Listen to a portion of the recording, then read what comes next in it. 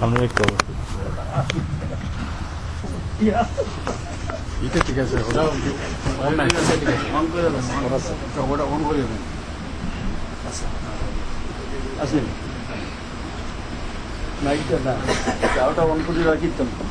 الحمد لله نحمده ونستعينه ونستغفره ونؤمن به ونتوكل عليه ونعوذ بالله من شرور أنفسنا ومن سيئات أعمالنا من يهده الله فلا مضل له ومن يضلله فلا هادي له ونشهد أن لا إله إلا الله وحده لا شريك له ونشهد أن سيدنا ونبينا ومولانا محمدا عبده ورسوله صلى الله تعالى عليه وعلى آله وأصحابه وبارك وسلم أما بعد فأعوذ بالله من الشيطان الرجيم بسم الله الرحمن الرحيم الحمد لله رب العالمين بارك الله لنا ولكم في القرآن العظيم ونفعنا وإياكم بالآيات والذكر الحكيم حضرات علماء کرام محترم حاضرین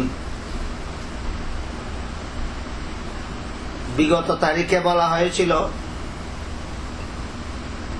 সূরাতুল ফাতিহার এক নাম আসাসুল কুরআন।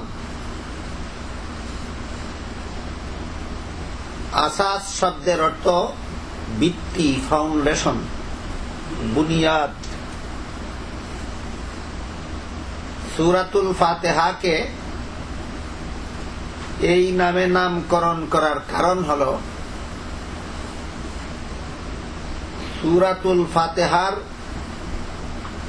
আলোচ্য বিষয়ের উপর ভিত্তি করে আল্লাহ পাক রব্বুল আলামিন 30 পারা কুরআন নাযিল করেছেন।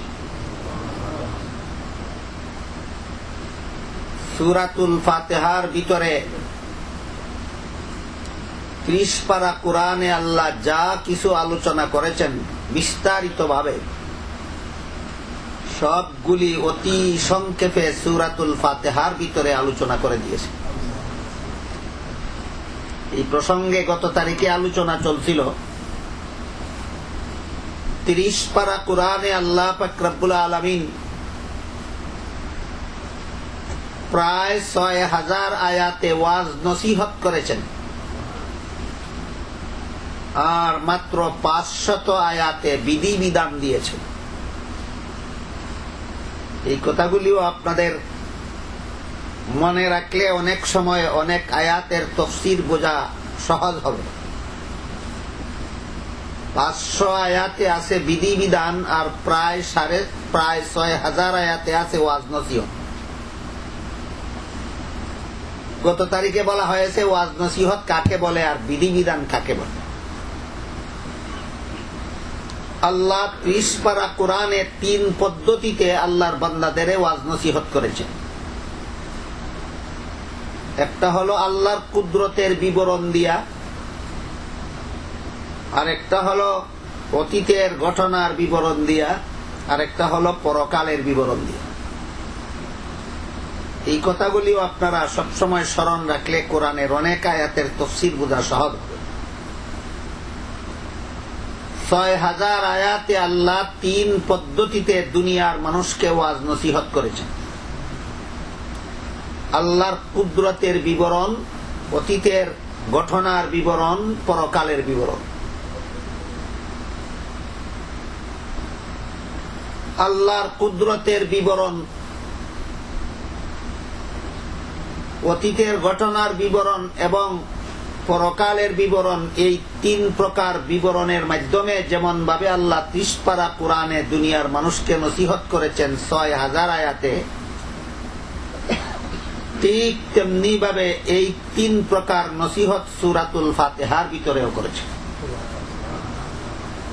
সুতরাং সূরাতুল ফাতিহা হলো 30 পারা কোরআনের ভিত্তি, বুনিয়াদ, ফাউন্ডেশন।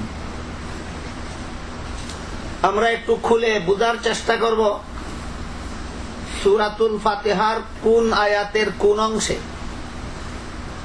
আল্লাহর কুদরতের বিবরণ দিয়ে আওয়াজ করলেন, সূরাতুল ফাতিহার কোন আয়াতের কোন অংশে আল্লাহ অতীতের ঘটনার বিবরণ দিয়ে আওয়াজ করলেন, সূরাতুল ফাতিহার কোন আয়াতের কোন অংশে আল্লাহ পরকালের বিবরণ দিয়ে আওয়াজ করলেন। প্রথম পদ্ধতিটা হলো আল্লাহর কুদরতের বিবরণ দিয়ে আওয়াজ। এই পদ্ধতিটা প্রথম আয়াতেই রয়েছে। আল্লাহ বলেন আলহামদুলিল্লাহি রাব্বিল আলামিন। এর অর্থ হলো সমস্ত প্রশংসা ওই আল্লাহর জন্য যিনি সমস্ত জগতের প্রতিপালক। আলামিন আলম শব্দের বহুবচন। আলম শব্দের শাব্দিক অর্থ হলো যার দ্বারা কোনো কিছুকে জানা যায়, চেনা যায়, পরিচয় করা যায়। আল্লাহর গোটা সৃষ্ট জগতের সবগুলি জিনিস এমন যে প্রত্যেকটা জিনিসের মাধ্যমেই আল্লাহর পরিচয় লাভ করা যায়।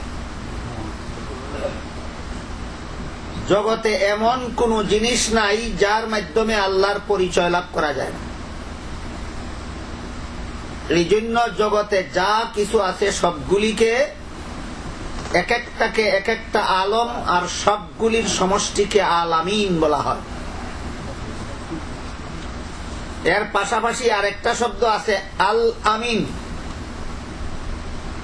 ওইটার অর্থ ভিন্ন, যেটার এই সূরার সাথে, এই আয়াতের সাথে কোনো সম্পর্ক নেই। আমরা অনেকে আরবি শব্দগুলির সহি উচ্চারণ জানা না থাকার কারণে কেউ আল আমিনকে আল আমিন বলি, আর কেউ আল আমিনকে আল আমিন বলি। এটা ঠিক নয়। শব্দ দুইটা, উচ্চারণ দুই রকম, অর্থ দুই রকম। সূরাতুল ফাতিহার প্রথম আয়াতে যে শব্দটা বলা হয়েছে সেটা আল আমিন নয়, সেটা হলো আল আমিন।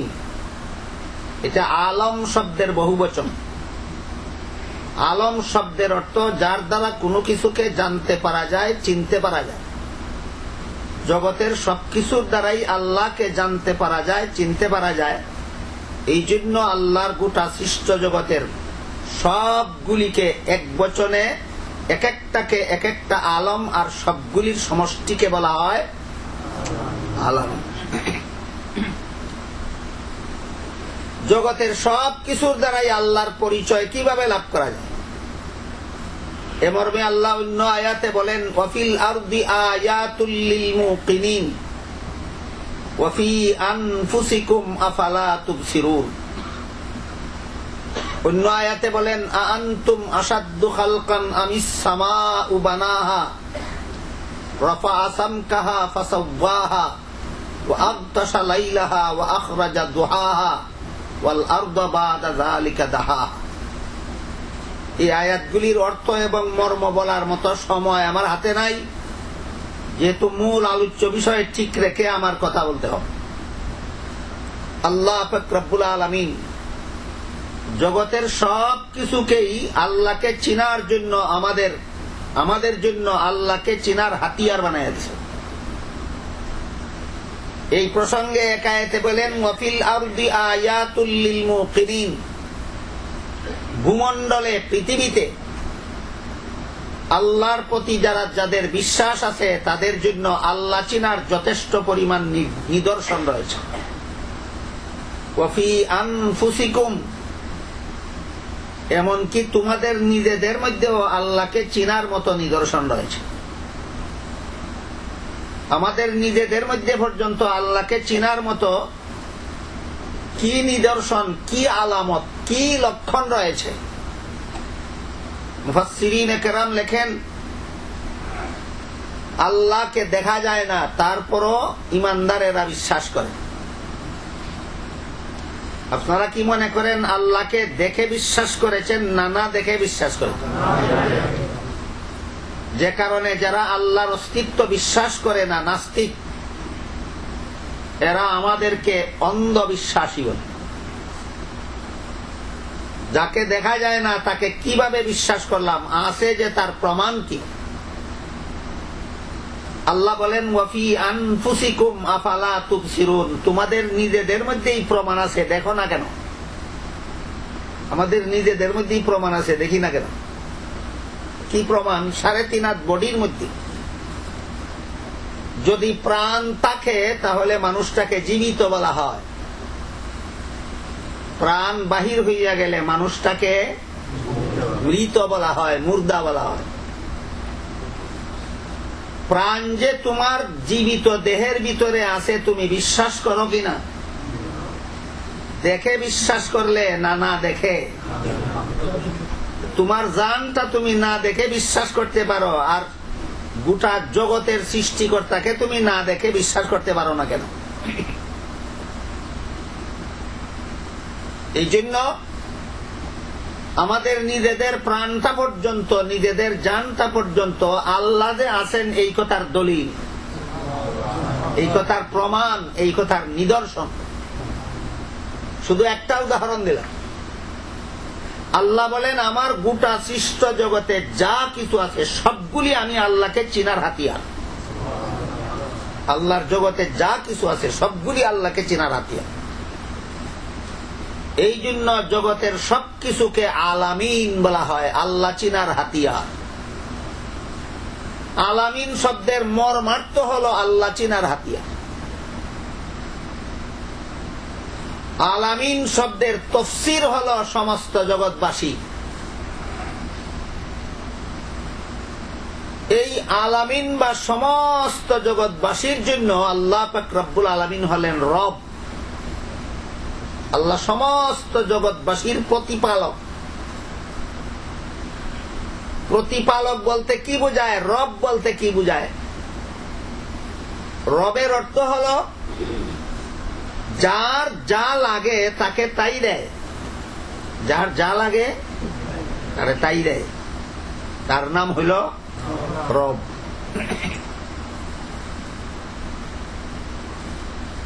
সাধারণত এই রব শব্দে বাংলা অর্থ করা হয় প্রতিপালক, পালনকর্তা, লালনকর্তা। কিন্তু এইভাবে বাংলা শব্দের দ্বারা কোরআনের রব শব্দের যথাযথ মর্ম উদ্ধার হয়। আমরা যদি শুধু বাংলা পালনকর্তা শব্দটাও গ্রহণ করি, তবুও দেখতে পারবো আল্লাহ যে জগৎবাসীর পালনকর্তা, এর মধ্যে আল্লাহর কি পরিমাণ কুদরত বিদ্যমান। আল্লাহর জগতের মধ্যে যে সমস্ত জাতির খাদ্যের প্রয়োজন হয়, পালনের দরকার হয়, এরা হলো 3 প্রকার। মানুষের খাওয়ার দরকার হয়, জীব জন্তুর খাওয়ার দরকার হয়, গাছপালারও খাদ্যের দরকার হয়। গাছ যদি খাদ্য না পায় জিতা থাকে না মরে যায়? ঠিক তেমনি ভাবে মানুষ যেমন ভাবে খাদ্য পাইলে বাঁচে, না পাইলে মরে। পশু যেভাবে খাদ্য পাইলে বাঁচে, না খাইলে মরে। ঠিক তেমনি ভাবে গাছও খাদ্য পাইলে বাঁচে, না পাইলে মরে। 3 জাতির খাদ্যের দরকার। আলামিন শব্দের মর্ম যদি বুঝে থাকেন আর স্মরণ থাকে, তাহলে বলুন এই 3 জাতির খাদ্য দেয় কে? আল্লাহ। 3 জাতির খাদ্য আল্লাহ পাক রব্বুল আলামিন এক পদ্ধতিতে দেন না, যার যার যেভাবে লাগে তারে সেইভাবে দেন। এইটার নাম হইল রব। যার যা লাগে তাকে তা দেনেওয়ালারে রব কয়। যার যা লাগে তারে যদি তা দিতে পারে না, রব হইতে পারে। মানুষ, পশু এবং গাছ, এই তিন জাতির খাদ্যের প্রয়োজন তিন ভাবে হয়। তিন জাতির যোগ্যতা তিন রকম। গাছ এমন জাতি যে জায়গায় জন্ম হয় মরণ পর্যন্ত সেই জায়গায় দাঁড়াইয়া থাকতে হয়, নিজের ইচ্ছায় কোথাও যাইতে পারে না, চলাফেরা করতে পারে না। কাজেই দূরে কোথাও যদি গাছের খাদ্য দিয়া রাখা হয়, গাছ গিয়া খাইতে পারবে না। এই জন্য আল্লাহ পাক রব্বুল আলামিন গাছ যেহেতু যাইতে পারে না, যে জায়গায় জন্ম হয় সেই জায়গায় আজীবন দাঁড়াইয়া থাকতে বাধ্য হয়। দূরে কোথাও খাদ্য থাকলে খাদ্য সংগ্রহ করার জন্য সেখানে যাইতে পারে না। তাইলে গাছের খাদ্য অন্য কোথাও রাখার দরকার না, তার মুখে উঠাইয়া দেওয়া দরকার। আল্লাহ গাছ পালে গাছের মুখে খাদ্য উঠাইয়া দেয়া। যার যা দরকার তারে তা দিতে পারে যিনি, তার নাম রব। যার যা দরকার তাকে তা যিনি দিতে পারে, তার নাম রব। আমার কথা বুঝে থাকলে বলুন, গাছের খাদ্য কিভাবে পাওয়া দরকার? মুখে উঠাইয়া। গাছের খাদ্যের মুখ হইল গাছের পাতা আর শিকড়। পাতার দ্বারা সূর্যের আলো গ্রহণ করে, শিকড়ের দ্বারা মাটির রস গ্রহণ করে। সূর্যের আলো যদি গাছ যেখানে আছে এর অন্যখানে যদি সূর্যের আলো থাকে, সেখানে আনার জন্য গাছের পাতা যাইতে পারবে। তাই সূর্যের আলো আল্লাহ গাছের পাতা পর্যন্ত পৌঁছায় দেয়। গাছের শিকড় যেখানে আছে সেখানে যদি মাটিতে রস না থাকে, যেখানের মাটিতে রস আছে সেখানে শিকড় যাইতে পারবে না। এই জন্য গাছের খাদ্য, মাটির রস আল্লাহ গাছের শিকড় পর্যন্ত পৌঁছাইয়া দেয়। গাছের খাদ্য যেভাবে দরকার আল্লাহ সেইভাবে দেয় কিনা? সেইভাবে দেয়। তাহলে পরিষ্কার হইল, যার যা দরকার তাকে তা যিনি দিতে পারে, তার নাম রব। এরপরে আসেন জীবজন্তু। জীবজন্তু এমন জাতি যেখানে জন্ম হয় সেখান থেকে নিজের ইচ্ছায় অন্যত্র যাইতে পারে, আসা যাওয়া করতে পারে, ঘোরাফেরা করতে পারে। কাজেই তারে মুখে উঠাইয়া খাদ্য দেওয়ার কোনো দরকার নেই। তবে জীবজন্তু নিজে মাথা কামাইয়া চিন্তা ফিকির করিয়া রুজি রোজগার করতে পারে না। শুধু জায়গার থেকে দূরে যাইতে পারে, কিন্তু মাথা কামাইতে পারে না খাদ্য সংগ্রহ করার জন্য। এই কারণে আল্লাহ পাক রব্বুল আলামিন জীব জন্তুর খাদ্য মাঠে, জঙ্গলে, হাটে ঘাটে ছড়াইয়া দিয়া রাখেন। ঘরের ভিতরে গরু ছাগল জন্ম হয়, ঘরের ভিতরে ঘাস ফলে না, ঘাস ফলে মাঠে। ঘর থেকে বের হয়ে গরু ছাগল মাঠ পর্যন্ত যাওয়ার যোগ্যতা রাখে। কাজেই তাকে মুখে উঠাইয়া খাদ্য দেওয়ার দরকার নাই, যেখানে যাইতে পারে ওইখানে পাইলেই সারে। গরু ছাগল ঘরে জন্ম হইলেও মাঠে যাইতে পারে, ওইখানে গিয়া মাথা কামাইয়া রুজি করতে পারে না, ওইখানে খাদ্য তার তৈরি হওয়ার দরকার। আল্লাহ পাক রব্বুল আলামিন মাঠে ঘাস ফলাইয়া দিয়া ঘরে জন্মগ্রহণকারী গরু ছাগলের খাদ্য ওইখানে তৈরি করিয়া দিয়া রাখে। তাহলে জীব জন্তুর খাদ্য রুজি করা দরকার না তৈরি পাওয়া দরকার? জীব জন্তুর খাদ্য আল্লাহ তৈরি করিয়া দিয়া রাখে।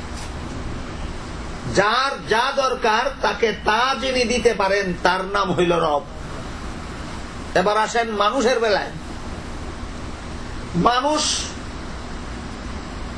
চলাফেরাও করতে পারে, আবার রুজি রোজগারের জন্য চেষ্টাও করতে পারে।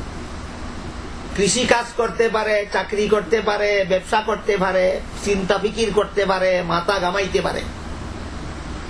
তার মুখে উঠাইয়া খাদ্য দেওয়া দরকার না মাঠে তৈরি করে রেডি রাখা দরকার, না উপার্জনের ব্যবস্থা দিয়া রাখা দরকার? উপার্জনের ব্যবস্থা দিয়া রাখা দরকার। তাই আল্লাহ পাক রব্বুল আলামিন মানুষকে মুখে উঠাইয়াও খাদ্য দেন না, আর খানা আসমান থেকে রেডি করে জমিনে তার টাল করে রাখেন না। তোমাকে যোগ্যতা দিছি, তুমি কৃষি কাজ করো, জমিনে ফসল ফলাও, ফলাইয়া তুমি তোমার খাদ্য গ্রহণ করো। মানুষের ফসল ফলানির সুযোগের দরকার ছিল, আল্লাহ এই সুযোগ মানুষকে দান করছেন। পশুকে খাদ্য তৈরি করে একত্রে উৎপাদন করে দেওয়া দরকার ছিল, পশুকে আল্লাহ সেইভাবেই খাদ্য দান করে। গাছের জন্য খাদ্য মুখে উঠাইয়া দেওয়া দরকার ছিল, আল্লাহ গাছকে সেইভাবেই খাদ্য দান করে। বুঝে থাকলে বলেন, জগতের সমস্ত গাছকে তার চাহিদা মতো আল্লাহ খাদ্য দেন কিনা? জগতের সমস্ত পশুকে আল্লাহ তাদের চাহিদা মতো খাদ্য দেন কিনা? জগতের সমস্ত মানুষকে আল্লাহ তাদের চাহিদা মতো, যোগ্যতা মতো খাদ্য দেন কিনা? এই যে আল্লাহর কুদরত, গাছকে যেভাবে দরকার সেইভাবে পালেন, জানোয়ারকে যেইভাবে দরকার সেইভাবে পালেন, মানুষকে যেইভাবে দরকার সেইভাবে পালেন। এই কুদরত, এই ক্ষমতা একমাত্র আল্লাহ পাক রব্বুল আলামিন ছাড়া জগতের আর কারো মধ্যে নাই। সুতরাং রব্বুল আলামিন শব্দের ভিতরে আল্লাহর কুদরতের বিবরণ দিয়া আল্লাহ দুনিয়ার মানুষকে নসিহত করলেন। মানুষকে যে পদ্ধতিতে আল্লাহ খাদ্য দেন সেটাও আল্লাহর কুদরতি ব্যবস্থা। গাছপালাকে যে পদ্ধতিতে আল্লাহ খাদ্য দেন সেটাও আল্লাহর কুদরতি ব্যবস্থা। জীব জন্তুকে আল্লাহ যে পদ্ধতিতে খাদ্য দেন সেই পদ্ধতিটাও আল্লাহর কুদরতি ব্যবস্থা। কোন কোন কিতাবে একটা ঘটনা আছে এই বিষয়টা বোঝার জন্য, একটা ঐতিহাসিক বিবরণ। ইতিহাসের অনেক কথা সঠিকও হয়, অনেক কথা বেঠিকও হয়, হইতে পারে বেঠিক, কিন্তু কথাটা বোঝার জন্য ইতিহাসের বিবরণটা চমৎকার। ঐতিহাসিক বিবরণটা হলো হযরত সুলাইমান আলাইহিস সালাম আল্লাহর নবী ছিলেন এবং সারা দুনিয়ার বাদশা ছিলেন। এটা কিন্তু সঠিক, এটা বেঠিক না, এটা ভুল না। হযরত সুলাইমান আলাইহিস সালাম আল্লাহর নবী ছিলেন এবং সারা দুনিয়ার বাদশা ছিলেন। হযরত সুলাইমান আলাইহিস সালাম একবার আল্লাহর কাছে আরজ করলেন, হে আল্লাহ, আপনি যেহেতু আমাকে সারা দুনিয়াবাসীর জন্য বাদশা বানাইছেন, কাজেই সারা দুনিয়ার জীব জন্তুকে আমি একবার এক বেলা খাওয়ার তৈরি করে দিতে চাই। সারা দুনিয়ার জীব জন্তুকে এক বেলার খানা তৈরি করে দিতে চাই। আল্লাহ পাক রব্বুল আলামিন বললেন, এটা তোমার কুদরতের ব্যাপার নয়, তোমার ক্ষমতায় নাই, এটা একমাত্র আমি আল্লাহর কুদরতে আছে। সমস্ত জগৎবাসীকে খাদ্য দেওয়ার কুদরত আমি আল্লাহ ছাড়া আর কারো কাছে নাই। সুলাইমান আলাইহিস সালাম আরজ করলেন, আপনি অনুমতি দিলে আমি একটু চেষ্টা করতে চাই। আল্লাহ পাক রব্বুল আলামিন অনুমতি দিলেন। সারা দুনিয়ার সমস্ত জীব জন্তুর জন্য সুলাইমান আলাইহিস সালাম 6 মাস পর্যন্ত শুধু খাদ্য তৈরি করেছেন। পাহাড়ের চেয়ে বড় টিলাগুলি তৈরি হলো খাদ্যের, তাদের জন্য, সারা দুনিয়ার সমস্ত জীব জন্তুর জন্য। 6 মাসে যখন বিশাল বিশাল পাহাড়ের টিলার মতো উঁচু উঁচু খাদ্যের টিলাগুলি রেডি হইয়া গেল, সুলাইমান আলাইহিস সালাম ঘোষণা দিলেন, সারা দুনিয়ার জীব জন্তুরা আসতে থাকো, আর তোমাদের এক বেলার খানা তৈরি করছি, তোমরা খাইতে থাকো। তখন সাগর থেকে একটা বিশাল একটা মাছ আসলো। সমস্ত জগৎবাসীর জন্য তিনি যে পরিমাণ খানা তৈরি করছিলেন, মাছটা এক লুকমায় সবগুলি খানা খাইয়া দিল। খাইয়া কয় সুলাইমান পয়গম্বর, আর কই? তিনি বলেন, আরে মাছ সারা জগতের জীব জন্তুর জন্য যাই তৈরি করছিলাম, তুমি একা খাইয়া ফেলছো, আবার কো আর কই? মাছে কয়, সুলাইমান পয়গম্বর, আপনি দাওয়াত দিয়ে আমারে ঠকাইলেন। কিভাবে ঠকাইলাম? কয়, আল্লাহ এই এক লুকমায় যে পরিমাণ খাদ্য, আপনার তৈরি করা খাদ্য, আমি যে পরিমাণ এক লুকমায় খাইছি, এইরকম 3 লুকমা আল্লাহ প্রতিদিন আমারে বিনা দাওয়াতেই খাওয়ায়।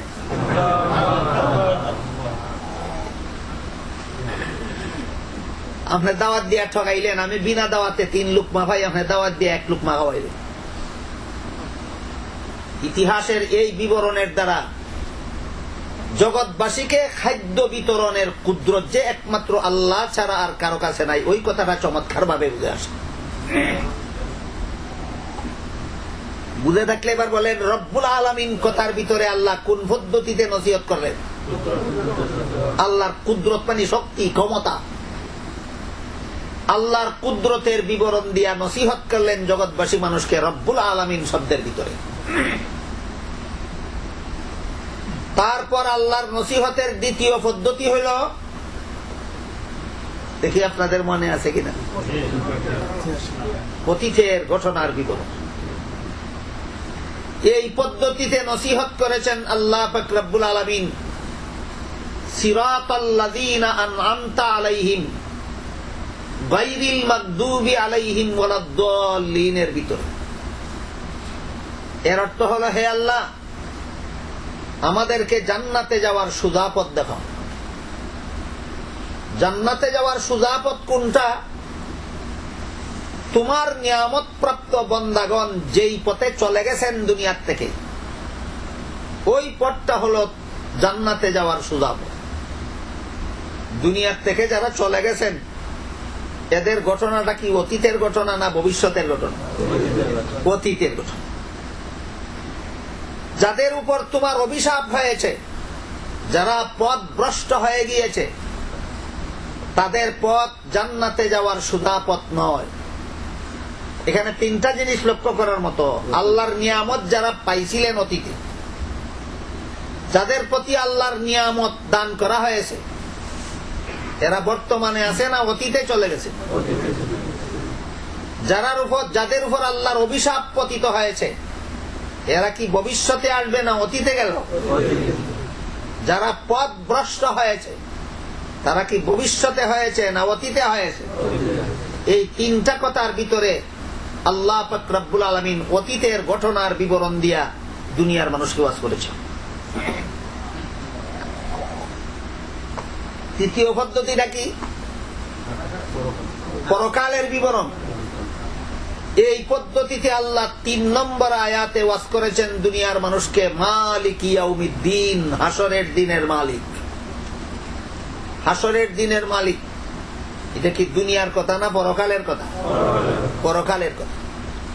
অন্য আয়াতে আল্লাহ বলেছেন, সারা দুনিয়ার সমস্ত মানুষ জীবিত হয়ে যখন হাসরের মাঠে দাঁড়াবে, নীরব নিস্তব্ধ হয়ে থাকবে হাসরের মাঠ। এই নীরবতায় ভঙ্গ দিয়া আল্লাহ পাক রব্বুল আলামিন জিজ্ঞাসা করবেন, লিমানিল মুলকুল ইয়াউম, আজকের শাসন ক্ষমতা কার? কোন মানুষের সাহস হবে না জবাব দিবা। যে ফেরাউন একাধারে 400 বৎসর পর্যন্ত মিশর শাসন করেছিল, সেই ফেরাউনেরও সাহস হবে না জবাব দেওয়া। আল্লাহর প্রশ্নের জবাবে আল্লাহ নিজেই বলবেন, লিল্লাহিল ওয়াহিদিল কাহ্হার, মহারাগে রাগান্বিত আল্লাহর জন্য আজকের শাসন ক্ষমতা।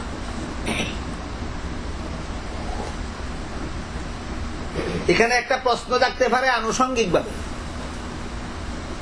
শাসন ক্ষমতা আল্লাহর শুধু কিয়ামতের দিন না সর্বকালেই? তাহলে কিয়ামতের দিনের কথা বলবেন কেন? যে আজকের শাসন ক্ষমতা, কিয়ামতের দিনের শাসন ক্ষমতা আল্লাহ নিজে বলবেন। শাসন ক্ষমতা তো সদা সর্বদাই আল্লাহর হাতে, সব সময় শাসন ক্ষমতা আল্লাহ। এইভাবে শুধু কিয়ামতের দিনের শাসন ক্ষমতা আল্লাহর হাতে বলার দুইটা কারণ আছে। একটা কারণ হইল, দুনিয়ার জীবনে আল্লাহর হাতে শাসন ক্ষমতা থাকা সত্ত্বেও দুইটা জাতিকে আল্লাহর শাসন লঙ্ঘন করার ক্ষমতা দান করেছেন। কটা জাতি? আল্লাহ আদেশ করেছেন নামাজ পড়ো, নামাজ না পড়ারও ক্ষমতা দান করেছেন। আল্লাহ আদেশ করেছেন রোজা রাখো, রোজা না রাখারও ক্ষমতা দান করেছেন। আল্লাহ আদেশ করেছেন হালাল পথে চলো, হারাম পথে চলারও ক্ষমতা দান করেছেন। এইটুকু ক্ষমতা পাইয়া অনেকে আসলেই আল্লাহর কথায় জগৎ চলে না আমার কথায় চলে অনেকে বুঝতে পারে না। অনেকে বুঝতে পারে না, যেমন ভাবে ফেরাউন বুঝতে পারেনি।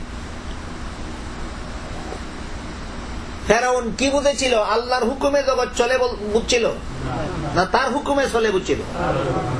যদিও শেষ পর্যন্ত মরণের সময় ফেরাউনও বুঝতে পেরেছিল যে একমাত্র আল্লাহর হুকুম ছাড়া জগতের কিছুই চলে না, কিন্তু নাকানি চুবানি খাওয়ার আগ পর্যন্ত দুনিয়াতে অনেকেই আল্লাহর হুকুম চলতে হবে, আমার হুকুম বাদ দিতে হবে, এই কথাটা অনেকেই বুঝতে রাজি হয় না। কিন্তু কিয়ামতের দিন এমন কল্পনাও কারো ভিতরে থাকবে না। কিয়ামতের দিন সমস্ত প্রাণী, সমস্ত মানুষ, সমস্ত বেদিন কাফির, ফেরাউন, নমরুদ, আবু জাহাল, আবু লাহাব পর্যন্ত স্বীকার করবে যে আজকে তোমার হুকুম ছাড়া আর কারো হুকুম চলবে না। কিয়ামতের দিন আল্লাহর হুকুমতটা চলবে নিরঙ্কুশ ভাবে, আল্লাহর হুকুমের বিপরীত করার ক্ষমতাও কাউকে দেওয়া হবে না। ওই তথ্য বুঝাবার জন্য লিল্লাহিল ওয়াহিদিল কাহ্হার মালিকি ইয়াউমিদ্দিন বলা হয়েছে। হাসরের দিনের মালিক, কিয়ামতের দিনের মালিক আল্লাহ। বাকি রইল কিয়ামতের দিন আল্লাহর হুকুমের বিন্দু মাত্র বিপরীত কেউ করার ক্ষমতা পাবে না। দুনিয়ার জীবনে মানুষ এবং জিন দুইটা জাতিকে আল্লাহর হুকুমের বিপরীত করার ক্ষমতা আল্লাহই দিয়া থাকেন। দেন কিনা? আমারে আদেশ করেছেন নামাজ পড়ার জন্য না না পড়ার জন্য? না পড়ার ক্ষমতাও দিয়েছেন কিনা? আমাকে আদেশ করেছেন হালাল পথে চলার জন্য, হারাম পথে চলার ক্ষমতাও দিয়েছেন কিনা? এইরকম ক্ষমতা দুনিয়ার জীবনে আল্লাহ কটা জাতিকে দিয়া থাকেন? মাত্র দুই জাতি, মানুষ আর জিন। গাছপালা, জীব জন্তু, পাহাড় পর্বত, নদী নালা, আসমান জমিন, চন্দ্র সূর্য, গ্রহ নক্ষত্র, কোন কিছুকেই আল্লাহ যা হুকুম করেন এর বিপরীত করার ক্ষমতা দেন না। গোটা জগৎ জুড়েই আল্লাহর হুকুম চলে। দুনিয়াতে দুই জাতি আল্লাহর হুকুমের খেলাফ চলে। জগতের সবকিছু দুনিয়াতেও আল্লাহর হুকুম মতো চলে। দুনিয়াতে জগতের সবকিছুই আল্লাহর হুকুম মতে চলে। শুধুমাত্র দুইটা জাতি আল্লাহর হুকুমের খেলাফ চলে, মানুষ এবং জিন।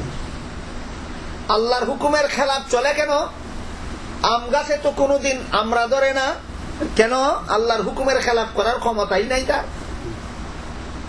আমরা গাছে তো কোনোদিন তেঁতুল ধরে না, কেন? আল্লাহর হুকুমের খেলাফ করার ক্ষমতাই নাই তার।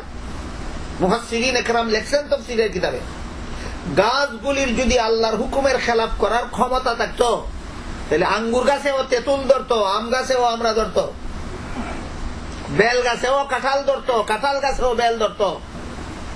কিন্তু একটা গাছকেও আল্লাহ যেই গাছকে যেই ফুল দেওয়ার হুকুম করেছেন, যেই গাছকে যেই ফল ধরার হুকুম করেছেন, এর উল্টা করার ক্ষমতাই আল্লাহ কোন গাছকে দান করে দেয়। শুধু গাছে সারা জীবন আল্লাহর হুকুম মানে না, পাহাড় পর্বতেও, নদী নালায়ও, আসমান জমিনেও, চন্দ্র সূর্য, গ্রহ নক্ষত্র, জগতের সব কিছু আল্লাহর করায় গন্ডায় আল্লাহর হুকুম মতো চলে। বিন্দু মাত্র আল্লাহর হুকুম লঙ্ঘন করার কোনো ক্ষমতাই নাই। শুধুমাত্র দুইটা জাতি দুনিয়ার জীবনে আল্লাহর হুকুমের খেলাফ চলে, একটা জাতি হলো মানুষ আর একটা হলো জিন। কেন চলে? খেলাফ চলার ক্ষমতা দান করেছেন। এখন বুঝার দরকার ক্ষমতা দিলেন কেন। আম গাছকে যেমন ভাবে আমরা ধরার ক্ষমতাই দিলেন না, তেঁতুল গাছকে যেমন ভাবে আঙ্গুর ধরার ক্ষমতাই দিলেন না, আঙ্গুর গাছকে যেমন ভাবে তেঁতুল ধরার ক্ষমতাই দিলেন না, আমাদেরকেও যদি নামাজ না পড়ার ক্ষমতাই না দিতেন তাহলে তো আমরা কেউ বেনামাজি হইতাম না। ক্ষমতাটা দিলেন কেন? এই প্রশ্নের জবাবটা সবচেয়ে গুরুত্বপূর্ণ। কোন আসমানকে আল্লাহর হুকুমের বিপরীত চলার ক্ষমতা দেননি, কোন জমিনকে দেননি, কোন গ্রহকে দেননি, কোন নক্ষত্রকে দেননি, চন্দ্রকে দেননি, সূর্যকে দেননি, গাছপালাকে দেননি, জীব জন্তুকে আল্লাহর হুকুমের খেলাফ চলার ক্ষমতা দেননি। শুধু মানুষকে আর জিনকে দিলেন কেন? দিলেন একটা কঠিন পরীক্ষার জন্য, যেই পরীক্ষার যোগ্যতাই মানুষ আর জিন ছাড়া আর কারো মধ্যে নাই। এই পরীক্ষাটার যোগ্যতা আছে দুই জাতির মধ্যে। এই পরীক্ষায় যদি তোমরা পাশ করো তাহলে তোমরা জান্নাতের যোগ্য সাব্যস্ত হবে। আর আল্লাহর দেওয়া ক্ষমতা পাইয়া আল্লাহর হুকুমের বিরুদ্ধাচরণ যদি করো, ক্ষমতা পাইয়া যদি ক্ষমতার অপব্যবহার করো, তাহলে তোমরা জাহান্নামের যোগ্য সাব্যস্ত হবে। কে তোমাদের জান্নাতের যোগ্য আর তোমাদের কে জাহান্নামের যোগ্য, এটা তোমরা নিজেরা নিজেদের কার্যকলাপের দ্বারাই যাতে বুঝতে পারো, এই সুযোগটা মানব দানবকে দান করার জন্য আল্লাহ এদেরকে হুকুম করেছেন একরকম, করার ক্ষমতা দিয়েছেন ভিন্ন রকম। আল্লাহর হুকুমের খেলাফ করার ক্ষমতা জগতের কার কার আছে? এই ক্ষমতা কেন দিলেন? পরীক্ষার জন্য। গাছের কোনো পরীক্ষা নাই, মাছের কোনো পরীক্ষা নাই, এই জন্য এদের কোনো জান্নাতও নাই, জাহান্নামও নাই। আসমানের কোনো পরীক্ষা নাই, জমিনের কোনো পরীক্ষা নাই, এই জন্য এদের জান্নাতও নাই, জাহান্নামও নাই। পাহাড় পর্বতের কোনো পরীক্ষা নাই, জান্নাতও নাই, জাহান্নামও নাই। চন্দ্র সূর্য গ্রহ নক্ষত্রের কোনো পরীক্ষা নাই, এদের জন্য জান্নাতও নাই, জাহান্নামের শাস্তিও নাই। একমাত্র মানব দানব দুই জাতিকে আল্লাহ পরীক্ষা করার জন্য আল্লাহর বিধান লঙ্ঘন করার ক্ষমতা দান করেছেন, তাও অসীম না, সীমিত। অসীম না সীমিত? সীমিত ক্ষমতা দান করেছেন আল্লাহর হুকুম লঙ্ঘন করার। কেন? পরীক্ষা করার জন্য। তুমি আল্লাহর হুকুম মেনে চলো না লঙ্ঘন করো, পরীক্ষা হবে। যদি মেনে চলো তাহলে তোমার আমলের দ্বারাই তুমি বুঝতে পারবে তুমি জান্নাতের যোগ্য। যদি আল্লাহর হুকুম লঙ্ঘন করে চলো তাহলে তোমার আমলের দ্বারাই বুঝতে পারবে তুমি জাহান্নামের যোগ্য। এখানে আরেকটা অত্যন্ত গুরুত্বপূর্ণ তথ্য আছে। সেই তথ্যটা হইল, দুনিয়ার জীবনে কোন মানুষ আল্লাহর পরীক্ষায় পাশ করবে আর কোন মানুষ আল্লাহর পরীক্ষায় ফেল করবে। কে আল্লাহর হুকুম মেনে চলবে, কে লঙ্ঘন করে চলবে, কে হালাল পথে চলবে, কে হারাম পথে চলবে, আল্লাহ কি আগে জানতেন? জানতেন? মানুষ দুনিয়াতে পাঠাবার আগে জানতেন? সৃষ্টি করার আগে জানতেন? জগৎ সৃষ্টি করার আগেও জানতেন ফেরাউন দুনিয়াতে আসলে কি করবে আর মুসা আলাইহিস সালাম দুনিয়াতে আসলে কি করবেন, আল্লাহ তখনই জানতেন। আল্লাহ যেহেতু জানতেন দুনিয়াতে কে আসলে আল্লাহর হুকুম পালন করবে আর কে লঙ্ঘন করবে, আল্লাহ তো আগেই জানতেন। তাহলে আবার পরীক্ষা কিসের? কোন শিক্ষক কোন ছাত্রকে লেখাপড়া করানোর পরে পরীক্ষা করে কেন? যে জানতে চায় যে তুমি আমার লেখাপড়া ঠিক মতো শিখছো কিনা। পরীক্ষার দ্বারা শিক্ষক কি করতে চায়? ছাত্রর যোগ্যতা জানতে চায়। আল্লাহ তো আগের থেকেই জানেন পরীক্ষা নিয়ে কি জানতে চান। এইটা হলো প্রশ্ন। প্রশ্নটা আগে বুঝুন পরিষ্কার ভাবে। কোন শিক্ষক কোন ছাত্রকে লেখাপড়া করাবার পর পরীক্ষা নেয় কেন? তার যোগ্যতাটা জানতে চায়। আল্লাহ তো এমনিই জানেন সকলের যোগ্যতা, কে জান্নাতের যোগ্য, কে জাহান্নামের যোগ্য, কে দুনিয়াতে আসলে হালাল পথে চলবে, কে দুনিয়াতে আসলে আরাম পথে চলবে, আল্লাহ তো আগেই জানেন। তা আবার পরীক্ষা কিসের? এই প্রশ্নের জবাব হলো, আল্লাহ যে মানুষকে পরীক্ষা করার জন্য আল্লাহর হুকুম লঙ্ঘন করার ক্ষমতা দিয়েছেন, কোন মানুষ জান্নাতের যোগ্য আর কোন মানুষ জাহান্নামের যোগ্য এটা নিজে জানার জন্য নয়, মানুষকে নিজের আমলের দ্বারা তাকে জানাবার জন্য, যে তোমার আমলের দ্বারা তুমি জেনে নাও তুমি জান্নাতের যোগ্য না জাহান্নামের যোগ্য। বুঝে থাকলে এবার বলেন, মানুষ শিক্ষকের পরীক্ষা আর আল্লাহর পরীক্ষার সিস্টেম একরকম? মানুষ শিক্ষক ছাত্রদের পরীক্ষা করে কেন? ছাত্রের যোগ্যতা নিজে জানার জন্য। আল্লাহ মানব দানব দুই জাতিকে পরীক্ষা করবেন কেন? এরা কে জান্নাতের যোগ্য আর কে জাহান্নামের যোগ্য নিজে জানার জন্য, না পরীক্ষার্থীকে তার যোগ্যতা জানাবার জন্য? তোমার আমলের দ্বারা তুমি জেনে নাও তুমি জান্নাতের যোগ্য না জাহান্নামের। হাসরের বিচারে কোন মানুষ যেন বলতে না পারে কোন অপরাধে জাহান্নামী হইলাম বুঝলাম না তো। কথা এইবার বুঝলেন কিনা পরিষ্কার? কোন অপরাধে জাহান্নামী হইলাম বুঝলাম না তো, এমন কথা যেন কোন পাপিষ্ঠ হাসরের মাঠে বলতে না পারে। এই জন্য আল্লাহ পাক রব্বুল আলামিন দুনিয়াতে শুধু দুইটা জাতিকে আল্লাহর হুকুম লঙ্ঘন করার ক্ষমতা দান করেছেন। লঙ্ঘন করলেই তোমার আমলের দ্বারা তুমি বুঝবে কোন কারণে তুমি জাহান্নামের যোগ্য হলে। এই কারণে দুনিয়াতে অনেক মানুষ হুকুম যে একমাত্র আল্লাহর চলে সমস্ত জগৎ জুড়ে এটা চিন্তাও করে না। অথচ মানব দানব দুই জাতি ছাড়া গোটা জগতের সবকিছুতে দুনিয়ার জীবনেও একমাত্র আল্লাহর হুকুম চলে। মানব দানব দুই জাতি ছাড়া জগতের সবকিছুতে প্রতিটি মুহূর্তে একমাত্র আল্লাহর হুকুম চলে। শুধু মানুষ আল্লাহর হুকুম মতে চলে না, শুধু জিন আল্লাহর হুকুম মতে চলে না।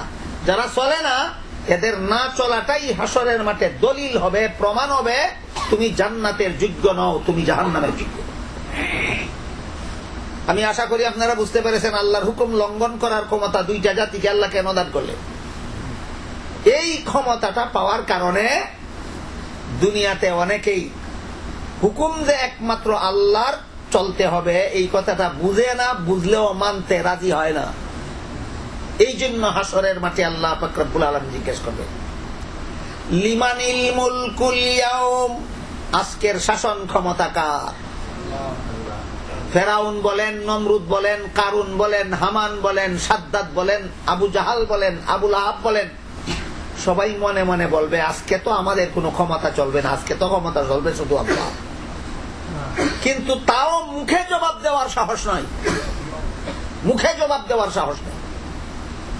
দুনিয়াতে যারা কিছু ক্ষমতা পাইয়া আল্লাহর বিধান লঙ্ঘন করেছিল তারা হাসরের মাঠেও আল্লাহর বিধান লঙ্ঘন করার সামান্য ক্ষমতা পাবে? বিন্দু মাত্রও পাবে না। হাসরের মাঠে এইটুকু সুযোগ ওদের দেওয়া হবে না। ওইটা বুঝাবার জন্য আল্লাহ পাক রব্বুল আলামিন এখানে বলেছেন মালিকি ইয়াউমিদ্দিন, ওইখানে বলেছেন লিমানিল মুলকুল ইয়াউম লিল্লাহিল ওয়াহিদিল কাহ্হার। হাসরের দিনের মালিকানাও আল্লাহর, হাসরের দিনের শাসন ক্ষমতাও আল্লাহর। দুনিয়াতে তো শাসন ক্ষমতা তোমরাও মাঝে মধ্যে আল্লাহর বিরুদ্ধে চালাও, হাসরের মাঠে কারো বিরুদ্ধে কারো কোনো শাসন ক্ষমতা চলবে না। দ্বিতীয় কারণ আল্লাহ কেন লিল্লাহিল ওয়াহিদিল লিমানিল মুলকুল ইয়াউম বলে কেন হাসরের মাঠে সর্বপ্রথম প্রশ্নটা করলেন, আর লিল্লাহিল ওয়াহিদিল কাহ্হার বলে কেন জবাব দিলেন? এর জবাবে মুফাসসিরিনে কেরাম লেখেন, দুনিয়াতে কিছু মানুষ সামান্য ভূখণ্ডের শাসন ক্ষমতা কিছুদিনের জন্য পায়, পাইয়া মনে করে শাসন ক্ষমতা আল্লাহর নয়, শাসন ক্ষমতা একমাত্র আমার। যে সমস্ত শাসনকর্তারা দুনিয়াতে সামান্য ভূখণ্ডের শাসন ক্ষমতা কিছুদিনের জন্য পাইয়া আল্লাহর শাসন ক্ষমতা অস্বীকার করে, এদের শাস্তি হাসরের মাঠে কত ভয়ঙ্কর হবে সেই দিকে ইঙ্গিত করে আল্লাহ বলবেন লিল্লাহিল ওয়াহিদিল কাহ্হার, মহারাগে রাগান্বিত আল্লাহর জন্য আজকে শাসন ক্ষমতা। সুতরাং দুনিয়াতে অল্প দিনের জন্য সামান্য ভূখণ্ডের শাসন ক্ষমতা পাইয়া যারা আল্লাহর শাসন ক্ষমতা অস্বীকার করেছিলে, তোমরা আজকে বুঝবে তোমাদের জন্য আল্লাহ অত্যন্ত রাগান্বিত। হাসরের মাঠে আল্লাহ ওই সমস্ত মানুষের জন্য সবচেয়ে বেশি রাগান্বিত হবেন। এদের চেয়ে বেশি রাগান্বিত আর কোন মানুষের প্রতি হবেন না, যে সমস্ত মানুষ কিছুদিনের শাসন ক্ষমতা পাইয়া আল্লাহর শাসন ক্ষমতাকে অস্বীকার করেছিল। এই কথাটা আল্লাহ লিমানিল মুলকুল ইয়াউম আয়াতের ভিতরেও বলেছেন। এই কথাটা আল্লাহ সূরাতুল ফাতিহার 3 নম্বর আয়াত মালিকি ইয়াউমিদ্দিনের ভিতরেও বলেছেন। এবার বলেন মালিকি ইয়াউমিদ্দিনের ভিতরে কোন পদ্ধতিতে আল্লাহ নসিহত করলেন? পরকালের বিবরণ দিচ্ছেন, পরকালের বিবরণ দিয়া নসিহত করছেন। এক হাদিসে রাসূল করিম সাল্লাল্লাহু আলাইহি ওয়াসাল্লাম বলেন, মেয়ে লোকদের পরকালে জান্নাতে যাওয়া বড় সহজ। আল মারআতু ইযা সাল্লাত খামসাহা ওয়া সামাত সাহরাহা ওয়া আতাআত বালাহা ওয়া আহসানাত ফারজাহা ফালতাদখুল মিন আইয়ি আবওয়াবিল জান্নাতি শাআত আও কামা ক্বালা আলাইহিস সালাতু ওয়াস সালাম। আল্লাহর রাসূল বলেন, যে সমস্ত মেয়ে লোকেরা মাত্র 4টা কাজ করবে, 5 বেলার নামাজটা যারা ঠিক মতে পড়বে, রমজান মাসের রোজাটা যে মেয়ে লোকে ঠিক মতে রাখবে, আর স্বামীর ঘর করবে যে মেয়ে লোক ঠিক মতে, আর নিজের শরীরের শালীনতা সতীত্ব যে মেয়ে লোক রক্ষা করতে পারবে। কটা হইল? আল্লাহ রসুল বলেন এই সমস্ত মেয়ে লোকের জন্য কিয়ামতের দিন জান্নাতের সবগুলি দরজা খুলে দেওয়া হবে। যেই দরজা দিয়া ইচ্ছা সেই দরজা দিয়া মেয়ে লোক বেহেশতে যেতে পারে। বুঝে থাকলে বলুন, বেহেশতে যাওয়া পুরুষের জন্য সহজ না নারীদের জন্য সহজ? নারীদের জন্য সহজ। আল্লাহ পাক রব্বুল আলামিন যুদ্ধের দায়িত্ব পুরুষকে অর্জন করেছেন, নারীদেরকে নয়। আল্লাহ পাক রব্বুল আলামিন জামাত কায়েম করার, নমাজের জামাত কায়েম করার দায়িত্ব পুরুষকে অর্জন করেছেন, নারীদেরকে নয়। কিভাবে বুঝেন? হাদিস শরীফে রাসূল করিম সাল্লাল্লাহু আলাইহি ওয়াসাল্লাম বলেন, যে মেয়ে লোক স্বামীর ঘর করবে, এই মেয়ে লোক পুরুষ যুদ্ধের ময়দানে গিয়া ন্যায় সঙ্গত ভাবে শত্রুর মোকাবেলায় লড়াই করলে যেই স্বভাব পায়, নারীরা শুধু স্বামীর ঘর করলে সেই স্বভাব পায়। নারী পুরুষের একই দায়িত্ব না ভিন্ন ভিন্ন দায়িত্ব? পুরস্কার সমান। কোথায় ব্যবধান আর কোথায় সমান, এইটা বুঝার মতো সেন্স হারাইয়া ফেলছে বর্তমান জগতের অনেক মানুষ। ব্যবধান কোথায়, সমান কোথায়? ডিউটির বেলায় ব্যবধান, বেতনের বেলায় সমান। কথা স্মরণ থাকবে? নারী পুরুষ আল্লাহর কাছে পুরস্কার পাওয়ার বেলায় ব্যবধান না সমান? দায়িত্ব পালনের বেলায় সমান না ব্যবধান? দায়িত্ব পালনের বেলায় ব্যবধান। এই জন্য রাসূল বলেন, পুরুষ যুদ্ধের ময়দানে শত্রুর মোকাবেলায় লড়াই করলে পায় জিহাদের সওয়াব, নারীরা স্বামীর ঘর করলে পাবে জিহাদের সওয়াব। পুরুষ যুদ্ধের ময়দান থেকে বিজয়ী হইয়া ফিরলে পায় গাজীর সওয়াব, নারী সন্তান প্রসবের পরে বাঁচিয়া থাকলেও পায় গাজীর সওয়াব। পুরুষ যুদ্ধের ময়দানে মারা গেলে পায় শহীদের সওয়াব, নারী সন্তান প্রসবের সময় মারা গেলেও পায় শহীদের সওয়াব। সুযোগ কার জন্য বেশি? মহিলাদের জন্য সুযোগ বেশি। রাসূল করিম সাল্লাল্লাহু আলাইহি ওয়াসাল্লাম বলেন, পুরুষ মসজিদে গিয়া জামাতে নামাজ পড়িয়া যেই সওয়াব, নারী তার ঘরে একা নামাজ পড়িয়া সেই সওয়াব। খেতলিটি কার বেশি? নারীর বেশি। কেন আল্লাহ নারীদেরকে এত সব সুযোগ সুবিধা দিলেন? পুরুষ মসজিদে গিয়ে জামাতে নামাজ পড়বে, নারী কেন ঘরে একা নামাজ পড়বে? পুরুষ যুদ্ধের ময়দানে গিয়া লড়াই করবে, নারী কেন স্বামীর ঘর করবে? ঘটনাটা কি? একমাত্র ঘটনা হইল, সন্তান নারীর পেটে নিতে হয়, সন্তান নারীদের প্রসব করতে হয়, সন্তানকে লালন পালন নারীদের করতে হয়। হে পুরুষ, তোমরা যেহেতু পেটে সন্তান নিতে পারবে না, তোমরা যেহেতু সন্তান প্রসব করতে পারবে না, তোমরা যেহেতু সন্তান পালতে পারবে না, এই জন্য বাইরের কাজগুলি তোমরা করো আর ভিতরের কাজগুলি নারীরা করো। এখন আপনারা বুঝে থাকলে বলেন, সন্তানকে স্তনের দুধ পান করাইয়া লালন পালন করার দায়িত্ব রাখা, এই নারীরে যদি মসজিদে গিয়ে জামাতে নামাজ পড়ার দায়িত্ব দেওয়া হয়, ওই দায়িত্বটা কোন পুরুষে পালন করবে? যে সমস্ত পুরুষেরা নারীর দায়িত্বটা তো পালন করতে পারেই না, আবার নিজের দায়িত্বটাও নারীরে দিয়া পালন করাইতে চায়, এরা কেমন কাজের মানুষ না নিষ্কর্মা? এই সমস্ত পুরুষের চেয়ে বড় নিষ্কর্মা কোন মানুষ জগতে হতে পারে না, যারা নারীর কাম তো করতে পারেই না, নিজের কাজও নারী দিয়া করাইতে চায়। নারীর কাজ আলাদা, নারীর ডিউটি আলাদা। প্রতি মাসে মাসে ঋতুস্রাবের ঝামেলা সহ্য করার ডিউটি আল্লাহ কোন পুরুষকে দেন নাই, একচেটিয়া ভাবে নারীকে দিয়েছেন। প্রতিটি সন্তান পেটে ধারণ করার দায়িত্ব কোন পুরুষকে দেন নাই, আল্লাহ একচেটিয়া ভাবে নারীকে দিয়েছেন। প্রতিটি সন্তান প্রসব করার দায়িত্ব দুনিয়ার কোন পুরুষকে আল্লাহ দেন নাই, একমাত্র নারীকে দিয়েছেন। প্রতিটি সন্তানকে নিজের স্তনের দুধ পান করাইয়া লালন পালনের দায়িত্ব দুনিয়ার কোন পুরুষকে দেন নাই, একচেটিয়া ভাবে নারীকে দিয়েছেন। এই নারীকে যদি যুদ্ধের ময়দানে পাঠানো হয়, ঋতুস্রাবের ঝামেলা তোমরা নেও না কেন? এই নারীকে যদি আজান দেওয়ার জন্য মসজিদের মিনারায় পাঠানো হয়, সন্তান তোমাদের ফেটে নেও না কেন? এই নারীকে যদি নামাজ জামাতের সাথে পড়ার জন্য মসজিদে পাঠানো হয়, তাহলে সন্তানকে তোমার স্তনের দুধ পান করাও না কেন? কথা বুঝতে পারলেন কেন আল্লাহ নারী পুরুষের কাজে ব্যবধান করে দিলেন? নারীর আলাদা কিছু ডিউটি আছে, এই ডিউটিগুলি দুনিয়ার কোন পুরুষ পালন করতে পারে না। এই জন্য ওই ডিউটিগুলি আল্লাহ পুরুষদেরকে আলাদা করে দিয়েছেন, ওই ডিউটিগুলি আল্লাহ নারীদেরকে আলাদা করে দিয়েছেন। কিন্তু আল্লাহ পাক রব্বুল আলামিন পরিষ্কার ভাষায় ঘোষণা দিয়েছেন, মান আমিলা সালিহাম মিন যাকারিন আও উনসা ওয়া হুয়া মুমিন ফালানুহইয়ান্নাহু হায়াতান তাইয়্যিবাতান ওয়া লানাজজিয়ান্নাহুম আজরাহুম বিআহসানি মা কানু ইয়ামালুন। কোন মুমিন যদি নেক আমল করে, তাহলে সে পুরুষ হোক অথবা নারী হোক, আমি তাদেরকে পবিত্র জীবন দান করব, সমান সমান পুরস্কার দান করব।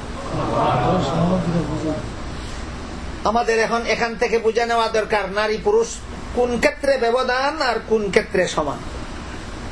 নারী পুরুষ ডিউটির বেলায় সমান, পুরস্কারের বেলায় ব্যবধান না, ডিউটির বেলায় ব্যবধান, পুরস্কারের বেলায় সমান। আজকাল যারা আদা জল খাইয়া লাগছে মা বোনদের ঘর থেকে বাইর করিয়ে না মসজিদের নামাজে জমাতে দাঁড় করাইবার জন্য, এরা নেয় না কেন মা বোনের সন্তান পালনের দায়িত্বটা? নেয় না কেন? তার মানে হলো যে তোমার ডিউটি বিন্দু মাত্র আমি করব না, আমার ডিউটি তোমারে দিয়া করাইয়া ছাড়বো। এটা কাজের লোক হইল না নিষ্কর্মা? ওই সমস্ত পুরুষের চেয়ে নিষ্কর্মা কোন মানুষ জগতে হতে পারে না, যারা নারীর কাজটা তো নিজে করতে পারেই না, নিজের কাজটাও নারী দিয়া করাইতে চায়। এই জন্য একজন মেয়ে লোক হযরত রাসূল করিম সাল্লাল্লাহু আলাইহি ওয়াসাল্লামকে জিজ্ঞাসা করেছিল, ওগো আল্লাহর রাসূল, আপনি যে বলেছেন মদিনা শরীফের মসজিদে নামাজের জমাতে শরীক হইলে এক রাকাতে 50,000 রাকাতের সওয়াব পাওয়া যায়, সেই সওয়াবটা কি আমার হাসিল করার দরকার নাই? আল্লাহ রাসূল বলেন, সেই সওয়াবটাই তুমি পাইবা ঘরে একা একা নামাজ পড়ি। এখন ফয়সালাটা কি হলো? মসজিদে নামাজের জমাত কায়েম করার ডিউটি নারীর না পুরুষের? নারী এই সবই পাইবে ঘরে একা একা নামাজ পড়লে। কেন? তার সন্তান আছে। তোমার সন্তান নাই, তুমি মসজিদে গিয়ে আধা ঘন্টা নামাজের জমাতে দাঁড়ায় থাকলেও তোমার কোনো ডিস্টার্ব হবে না তোমার নামাজে। নারীর হয়তো পেটে সন্তান আছে, না হয় কুলে সন্তান আছে, না হয় ঘরের সন্তান আছে, তাকে যদি মসজিদে জমাতের জন্য নামাজে নিয়ে যাও, তার পেটের সন্তানের উপায় কি হবে, তার কুলের সন্তানের কি উপায় হবে, তার ঘরের সন্তানের কি উপায় হবে, আর তোমার রান্না বান্নার কি উপায় হবে? ঠিক আছে, নারীরা মসজিদও ফাটাও, জুম্মাত ফাটাও, ঈদের নামাজও ফাটাও, পাঞ্জেগানার জমাতও ফাটাও, রান্না বান্নার দায়িত্বটা অন্তত তোমরা নাও না। নারীদের ডিউটি মুঠেও নিবে না, নিজেদের ডিউটি শুরু আনাই নারী দিয়ে করাইবে। এটা কোন ধরনের সমান অধিকার? যে সমান অধিকার না ওভার ডিউটি? দেয় ওভার ডিউটি আর কয় সমান অধিকার। এটার নাম সরল না দুঃখাবাজ? দুঃখাবাজ।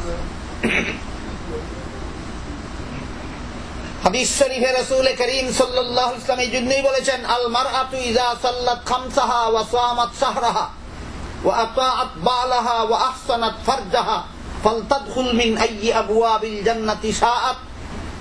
যে মেয়ে লোকে 5 বেলার নামাজটা ঠিকমতে পড়বে, রমজানের রোজাটা ঠিকমতে রাখবে, স্বামীর ঘর ঠিকমতে করবে, আর নিজের সতীত্বটা রক্ষা করবে, কটা কাজ হইল?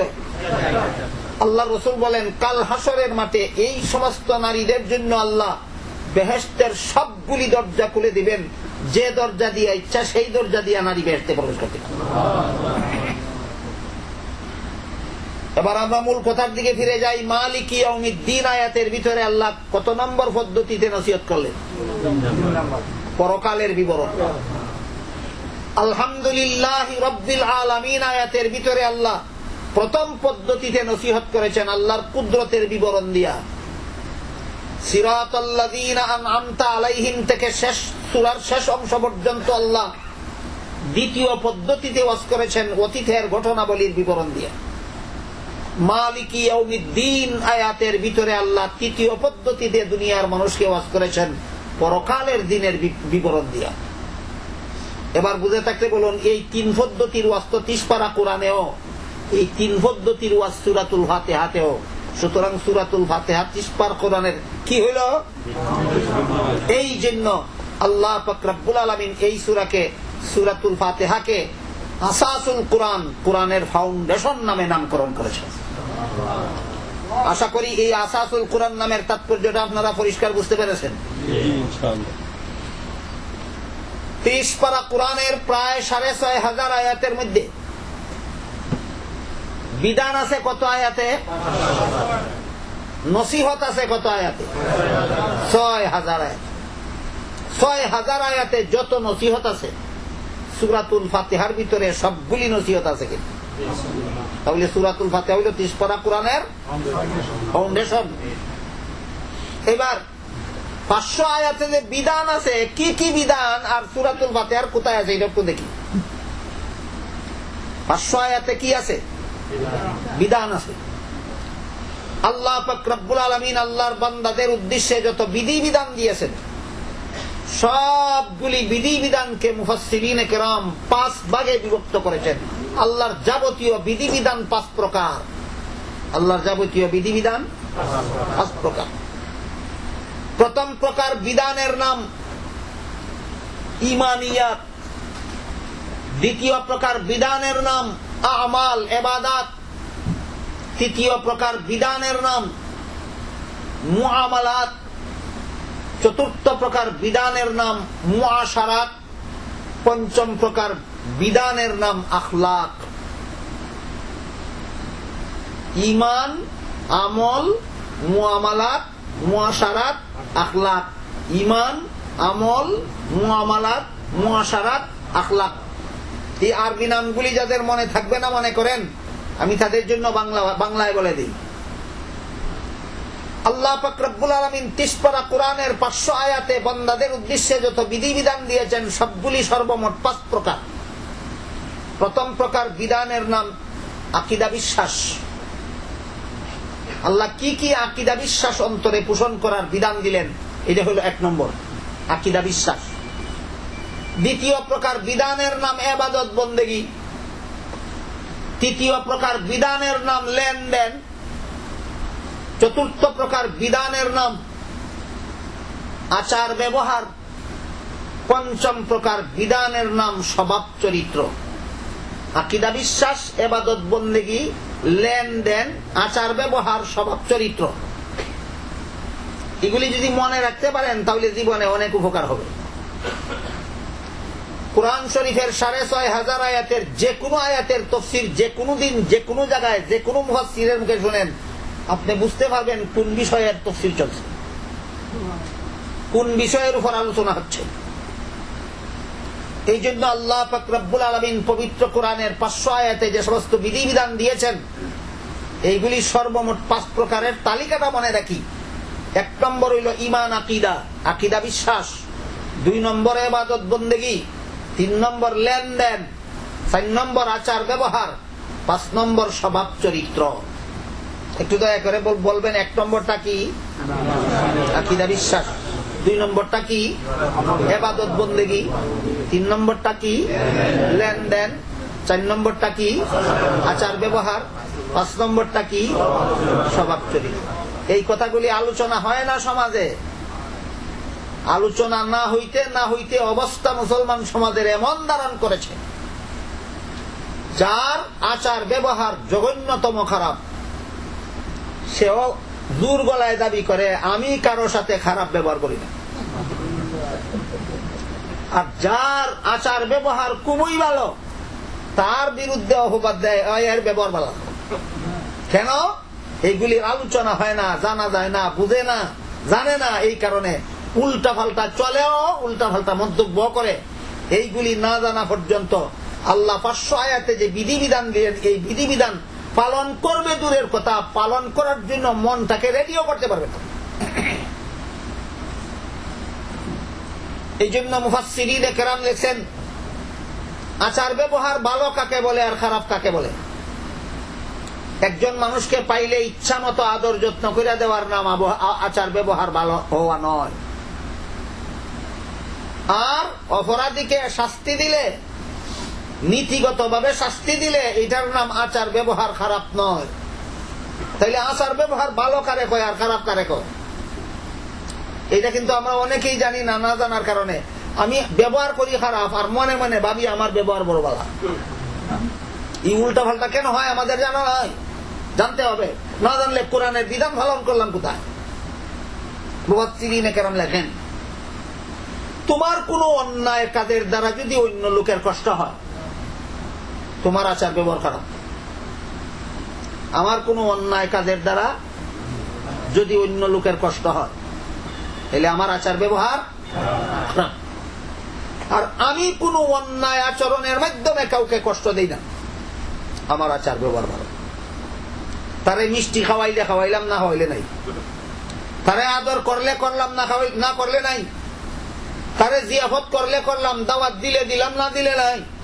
আমার আচার ব্যবহার ভালো, আমি অন্যায় আচরণের দ্বারা কাউকে কষ্ট দিই না। খুব ভালো রকম স্মরণ রাখতে হবে, আচার ব্যবহার ভালো হয় কিভাবে আর খারাপ হয় কিভাবে। অন্যায় কাজের দ্বারা কেউ কষ্ট দিলে হয় আচার ব্যবহার খারাপ, অন্যায় কাজের দ্বারা কেউ কষ্ট না দিলে হয় আচার ব্যবহার ভালো। দুইটা উদাহরণ দিব কথাটা সহজে বোঝার জন্য। আল্লামা মুফতি শফি রহমতুল্লাহি আলাইহি তার অমর গ্রন্থ তাফসীরে মাআরিফুল কোরআনে একটা উদাহরণ দিয়েছেন। এই উদাহরণটা হইল, ধরেন একটা কথার কথা, আপনি গাড়িতে চড়েছেন কোথাও যাওয়ার জন্য। গাড়ির মধ্যে এক একটা সিট বানাইছে 2 জন করে বসার মতো। 3 হাত লম্বা একটা সিট, 2 জনের বসার জায়গা। সিটটা কতটুকু লম্বা? কতজন বসার জায়গা? 2 জন। তাহলে একজনের ভাগে পড়ে কত হাত? 1.5 হাত। তুমি যদি ঠ্যাং সরাইয়া ফোনে 2 হাত দখল করো, তোমার সাইটম্যানের কষ্ট হবে কিনা? তোমার আচার ব্যবহার খারাপ, তোমার আচার ব্যবহার খারাপ। আচার ব্যবহার খারাপ জিনিসটা হাসার কথা না। আচার ব্যবহার যার খারাপ, যার অন্যায় আচরণের দ্বারা অন্যদের কষ্ট হয়, এই রকম কষ্ট দেওয়া হারাম, যা করা মাত্রই একটা কবিরা গুনাহ হয়। আমরা কোথায় আছি আর কোরআনের তাফসীর কোথায় আছে? মুসলমান কোথায়? মুসলমানের কোরআন কোথায়? কোরআনের তাফসীর কোথায়? মসজিদে ঢুকার সময় সমস্ত মুসল্লিরা যার যার জুতা যার যার চিহ্ন মতো ছুঁয়ে ঢুকলো। আমি বাইরের সময় আমি যে জুতাটা সামনে পড়লো সেইটাই ফায়ে দিয়ে আমি চলে গেলাম উযু করতে। আমি চলে গেলাম পেশাব করতে, মনে মনে ধারণা আমি তো আবার ফিরে আসতেই আছি, যেখানে জুতা সেখানে তো রেখেই দেব, এই ধারণা। আমি যে না বলে আপনার জুতাগুলি আপনি যেখানে রাখছিলেন সেখান থেকে নিয়ে গেলাম উযু করার জন্য। এই ফাঁকে দিয়া যদি কোনো জরুরতে হঠাৎ আপনার মসজিদ থেকে বের হতে হয়, মসজিদের দরজায় গিয়ে আপনার জুতাগুলি জায়গাতে পাবেন, তাহলে আপনার কিছু কষ্ট হবে না? আমি ন্যায় ব্যবহার করে কষ্ট দিলাম না অন্যায় ব্যবহার? হালাল না হারাম? গুনাহ না সওয়াব?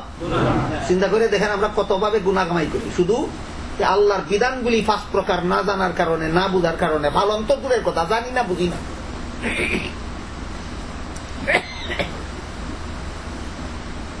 মসজিদের বাথরুমের ভিতরে পানির ট্যাপ আছে, ট্যাপ নিয়ে কই না আপনারা? পানির ট্যাপ, পানি পরে বদনাটা এর নিচে রাখার জায়গা না সরাইয়া রাখার জায়গা? নিচে রাখার জায়গা। এই বাথরুমটা, এই ট্যাপটা, এই বদনাটা শুধু আমি একজন মুসল্লি ব্যবহার করার অধিকারী, আর কেউ নয়। সমস্ত মুসল্লিরা, সমস্ত মুসল্লি। আমি করলাম কি, আমার টয়লেটিং শেষ করার পরে পানি নিলাম ট্যাপ থেকে, বদনায় ব্যবহার করলাম, শেষ পর্যন্ত বদনাটা রাখার একটা জায়গা ছিল কিনা, ওই জায়গায় না রেখে অন্যখানে ফেলে দিয়ে চলে গেলাম। পরে যখন আরেকজন মুসল্লি গেল টয়লেটে গিয়া বদনাটা তালাশ করে পেরেশান হবে কিনা, এই পেরেশানের কারণে তার কষ্ট হয়নি। আমি ন্যায় ব্যবহার করে তারা কষ্ট দিলাম না অন্যায় ব্যবহার? হারাম। তোমার আচার ব্যবহার ভালো নয়, তুমি অন্যায় ব্যবহার করে মানুষকে কষ্ট দাও। আজকের থেকে মনে থাকবে কিনা, আচার ব্যবহার খারাপ কার? অন্যায় ব্যবহার, অন্যায় কাজের দ্বারা যে অন্যকে কষ্ট দেয়, অন্যায় কাজের দ্বারা যে অন্যকে কষ্ট দেয়। এই জন্য মুফতি শফি রহমতুল্লাহি আলাইহি তাফসীরে মাআরিফুল কোরআনে লেখেন, গাড়িতে যদি 3 হাত লম্বা একটা সিট 2 জনের জন্য ধার্য করা থাকে, একজনের ভাগে পড়ে 1.5 হাত। তুমি যদি সরাইয়া ফোনে 2 হাত দখল করো, তাহলে তার ভাগের 3 ইঞ্চি না 6 ইঞ্চি, 318 না, প্রায় 3.5 ইঞ্চি। তার ভাগের অংশ তুমি দখল করেছো, ন্যায় না অন্যায়? হ্যাঁ, হইতে পারে তোমার পায়ে ব্যথা, হইতে পারে তোমার পায়ে জখম, হইতে পারে তুমি মোটা মানুষ, সে চিকন মানুষ, হইতে হতে পারে। এমত অবস্থায় তোমার অনিচ্ছাই তোমার ঠ্যাং ফরাইয়া যায়। সাইটম্যানকে এতটুকু বললে কি হয়, ভাই আমার ভাই একটু ব্যথা আছে, তোমার কি কষ্ট হয়? এই কথা কইলেও কি লোকটা কষ্ট ভাবে? আর এতটুকু কথা বলবে না, বেপরোয়া ভাবে ঠ্যাং ফরাইয়া দিবে। অন্যায় ব্যবহার, তার যে কষ্ট হইল, এর আচার ব্যবহার খারাপ। এইভাবে প্রত্যেকটা জিনিস আমাদের বুঝে নিতে হবে। আল্লাহ পাক রব্বুল আলামিন পবিত্র কোরআনের 500 আয়াতে যে ইসলামের যাবতীয় বিধিবিধান দিয়েছেন, প্রথম প্রকার বিধিবিধানের নাম আকীদা, বিশ্বাস কাকে বলে, আমার ঠিক আছে না গন্ডগোল আছে। দ্বিতীয় প্রকার বিধিবিধানের নাম যে ইবাদত বন্দেগী, আমি কি বুঝলাম, আমার ঠিক আছে না গন্ডগোল আছে। তৃতীয় প্রকার বিধিবিধান যে লেনদেন, আমি কি বুঝলাম, আমার ঠিক আছে না গন্ডগোল আছে। চতুর্থ প্রকার বিধিবিধানের নাম যে আচার ব্যবহার, আমি কি বুঝলাম, আমার ঠিক আছে না গন্ডগোল আছে। পঞ্চম প্রকার বিধিবিধানের নাম যে স্বভাব চরিত্র, আমি কি বুঝলাম, আমার ঠিক আছে না গন্ডগোল আছে। বুঝারই যদি বাকি থাকে, আমল করবো কখন, পালন করবো কখন। এই জন্য আমি অতি সংক্ষেপে একটা একটা বিধান সম্পর্কে আপনাদের সামনে তুলে ধরছি, যাতে আপনারা বিষয়গুলি বুঝতে পারেন। ইসলামের কিছু বিধিবিধান আছে অন্তরের দ্বারা পালন করতে হয়। যেমন আল্লাহ আছেন, বিশ্বাস করব কিসের দ্বারা? আল্লাহ একজন, বিশ্বাস করব কিসের দ্বারা? আল্লাহ লা শরীক, বিশ্বাস করব কিসের দ্বারা? নবী রাসূল আল্লাহর প্রেরিত, আল্লাহ পাঠাইছেন, বিশ্বাস করব কিসের দ্বারা? কবরের আযাব গজব সত্য, বিশ্বাস করব কিসের দ্বারা? হাসরের মাঠের হিসাব নিকাশ সত্য, বিশ্বাস করব কিসের দ্বারা? বেহেশত দুজক সত্য, বিশ্বাস করব কিসের দ্বারা? এই যে সমস্ত বিধিবিধান অন্তরের দ্বারা পালন করতে হয়, এইগুলির নাম আকীদা, বিশ্বাস। এগুলির নাম, আমার কথা বুঝে থাকলে একটু দয়া করে বলুন, ইসলামের যে সমস্ত বিধিবিধান, কোরআনের যে সমস্ত বিধিবিধান অন্তরের দ্বারা পালন করতে হয়, এইগুলির নাম কি? আকীদা, বিশ্বাস। এইগুলি আবার দুই প্রকার। এক প্রকার আকীদা বিশ্বাস অন্তরে না থাকলে মুসলমান হয় না। আরেক প্রকার আকীদা বিশ্বাস অন্তরে না থাকলে মুসলমান হয়, কিন্তু মুসলমান হইয়াও গুনাহগার, জাহান্নামী হয়। তাহলে আকীদা বিশ্বাস কত প্রকার হইল? মুসলমান হওয়ার জন্য এক প্রকার, আর মুসলমান হওয়ার পরও জাহান্নাম থেকে বাঁচার জন্য আরেক প্রকার। মুসলমান হয় না যে সমস্ত আকীদা বিশ্বাস অন্তরে না থাকলে। এই আকীদা বিশ্বাসগুলিকে মুফাসসিরিনে কেরাম এক কলেমার ভিতরে ঢুকাইয়া দিয়েছেন। এই জন্য মুসলমান ছেলে মেয়েদেরকে শিশুকালে ওই কলিমাগুলি মুখস্থ করাইয়া দেওয়া হয়। এর মধ্যে একটা কলেমা হলো ঈমানে মুফাসসাল, আমানতু বিল্লাহি ওয়া মালাইকাতিহি ওয়া কুতুবিহি ওয়া রুসুলিহি ওয়াল ইয়াউমিল আখিরি ওয়াল কদরি খাইরিহি ওয়া শাররিহি মিনাল্লাহি তাআলা ওয়াল বাসি বাদাল মাউত। আমি আল্লাহকে বিশ্বাস করলাম, না করলে মুসলমান হবে না। আমি আল্লাহর ফেরেশতাদের বিশ্বাস করলাম, না করলে মুসলমান হবে না। আমি আল্লাহর নাযিলকৃত আসমানি কিতাবগুলি বিশ্বাস করলাম, না করলে মুসলমান হবে না। আমি আল্লাহর প্রেরিত নবী রাসূলগণকে বিশ্বাস করলাম, না করলে মুসলমান হবে না। আমি পরকাল বিশ্বাস করলাম, না করলে মুসলমান হবে না। আমি তাকদীর বিশ্বাস করলাম, না করলে মুসলমান হবে না। মরণের পরে আমাকে আবার পুনরায় জীবিত হতে হবে, না করলে মুসলমান হবে না। তাহলে আমানতু বিল্লাহির ভিতরে যে কথাগুলি বলা হইল, এইগুলি ইসলামের কত নম্বর বিধিবিধানের আওতায়? 1 নম্বর। আর এগুলির নাম আকীদা বিশ্বাস। এইগুলি কেমন আকীদা বিশ্বাস? যে কোনো যুগের, যে কোনো নবীর, যে কোনো উম্মত এই কথাগুলির কোনো একটা বিশ্বাস করবে না, সে মুসলমান হতে পারবে না, মুমিন হতে পারবে। এই কথাটা বুঝলে আরো একটা কথা বুঝা আমাদের জন্য সহজ হইয়া যায়। আমানতু বিল্লাহি ওয়া মালাইকাতিহির ভিতরে আমরা সমস্ত আসমানি কিতাবকে আসমানি কিতাব বিশ্বাস করেছি কিনা? সমস্ত নবী রসুলগণকে নবী রসুল বিশ্বাস করেছি কিনা? আমরা যেমন ভাবে আদম আলাইহিস সালামকে নবী বিশ্বাস করি, তেমনি ভাবে নূহ আলাইহিস সালামকে আল্লাহর নবী বিশ্বাস করি, ইব্রাহিম আলাইহিস সালামকে আল্লাহর নবী বিশ্বাস করি, মুসা আলাইহিস সালামকে আল্লাহর নবী বিশ্বাস করি, ঈসা আলাইহিস সালামকে আল্লাহর নবী বিশ্বাস করি, মুহাম্মদুর রাসূলুল্লাহ সাল্লাল্লাহু আলাইহি ওয়াসাল্লামকে আল্লাহর নবী বিশ্বাস করি। কিন্তু মুসা আলাইহিস সালামকে আল্লাহর নবী বিশ্বাস করার কি এমন দাবিদারও দুনিয়াতে আছে যারা ঈসা নবীরে নবী মানে, মুসা নবীরে নবী মানে, ঈসা নবীরে নবী মানে না। আবার কিছু লোক আছে ঈসা নবীরে নবী মানে, মুসা নবীরে নবী মানে না। আবার কিছু লোক আছে ঈসা নবী মানে, মুসা নবী মানে, মুহাম্মদ নবী মানে না। এইরকম কিছু মানি না, এইরকম করলে কোনো মানুষ মুসলমান হতে পারে না। এই শিক্ষা দিয়ে আল্লাহ পবিত্র কোরআনের আয়াতে বলেন, লা নুফাররিকু বাইনা আহাদিন মিনহুম, আল্লাহর প্রেরিত কোন নবী মানি না, এইটা কোন মুমিনের ঈমান হতে পারে না। বুঝে থাকলে এবার বলুন, মুসা আলাইহিস সালামকে মুসলমানেরা নবী মানে কিনা? ঈসা আলাইহিস সালামকে মুসলমানেরা নবী মানে কিনা? কিন্তু অনেক লোক মুসা নবীরে নবী মানে, ঈসা নবীরে মানে না। অনেক লোক ঈসা নবীরে নবী মানে, মুহাম্মদুর রাসূলুল্লাহরে মানে না। তাহলে যারা সমস্ত নবীরে মানে তারাই দোষী, না কি বলে? তাহলে এই দ্বন্দ্বটা সৃষ্টি হইল মাননেওয়ালার কারণে না মাননেওয়ালার কারণে। আল্লাহর সমস্ত নবীরে নবী মেনে নিলে তো ধর্ম নিয়ে দুনিয়াতে কোনো দ্বন্দ্বই থাকে না। কথা বুঝলেন কিনা দেখেন, আল্লাহর সমস্ত নবীকে যারা নবী হিসাবে মেনে নিবে এদের মধ্যে তো ধর্ম নিয়ে কোনো দ্বন্দ্বই থাকে না। দ্বন্দ্ব সৃষ্টি হইল মাননেওয়ালাদের কারণে না মাননেওয়ালাদের কারণে? কাজেই মাননেওয়ালারাই দোষী। ধর্ম নিয়ে যত দ্বন্দ্ব লাগে এটার জন্য মাননেওয়ালারাই দায়ী না মাননেওয়ালারাই দায়ী? না মাননেওয়ালারাই দায়ী। সবগুলি কথায় আমানতু বিল্লাহর ভিতরে শিক্ষা দেওয়া হয়েছে। আমানতু বিল্লাহি, আল্লাহ বিশ্বাস করলাম, আল্লাহর ফেরেশতাগণ বিশ্বাস করলাম, আল্লাহর নাজিল করা আসমানি কিতাবগুলি বিশ্বাস করলাম, আল্লাহর প্রেরিত কিছু কিছু নবী রাসূলগণকে বিশ্বাস করলাম, না সমস্ত নবীগণকে? দেখেন কত চমৎকার ইসলামের কলিমা, ইসলামের কলিমা কত চমৎকার। ওয়া কুতুবিহি ওয়া রুসুলিহি, আল্লাহর নাজিলকৃত সমস্ত আসমানি কিতাব বিশ্বাস করলাম, আল্লাহর প্রেরিত সমস্ত নবী রাসূলগণকে বিশ্বাস করলাম। ইসলামের কলেমা মেনে নিলে ধর্ম নিয়ে দুনিয়ার কোন মানুষের মধ্যে কোনো দ্বন্দ্ব থাকতে পারে না। তাহলে আমানতু বিল্লাহর ভিতরে যে কথাগুলি আছে এই কথাগুলি বিশ্বাস না করলে কেউ মুসলমান হতে পারে। আবার এমন কিছু আকীদা বিশ্বাস আছে যেইগুলি না থাকলে মুসলমান তো হয় কিন্তু গুনাহগার মুসলমান হয়, জাহান্নামী মুসলমান হয়। আমার বাকি কথা বোঝার আগে আপনাদের কাছে জানতে চাই, আপনারা শুধুমাত্র মুসলমান হতে চান না জাহান্নাম থেকে মুক্ত মুসলমান হতে চান? তাহলে আমানতু বিল্লাহতে যা আছে তা বিশ্বাস করিয়া মুসলমান হইলেন। এখন আরো কিছু আকীদা আছে এগুলি বিশ্বাস করিয়া জান্নাতি মুসলমান হতে হবে, জাহান্নামী মুসলমান নয়। সেইগুলি কি?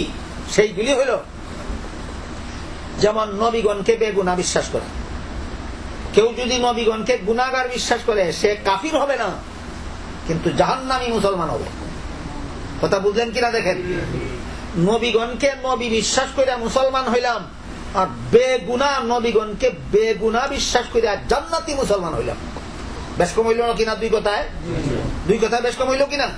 বুঝে থাকলে বলুন, নবীগণকে নবী বিশ্বাস না করলে কি হয়? মুসলমানই হয়। নবীগণকে নবী বিশ্বাস করার পরও ওনাদেরকে গুনাহগার বিশ্বাস করলে কি হয়? মুসলমান তো ঠিক, কিন্তু তুমি গুনাহগার মুসলমান, তুমি জাহান্নামী মুসলমান। তোমার আকীদার মধ্যে হারাম আছে, আমলের মধ্যে হারাম না আকীদার মধ্যে হারাম? নবীগণকে গুনাহগার বিশ্বাস করা হারাম। এই জন্য একটা হইল ইসলামের আকীদা আর একটা হইল ইসলামের সহিহ আকীদা।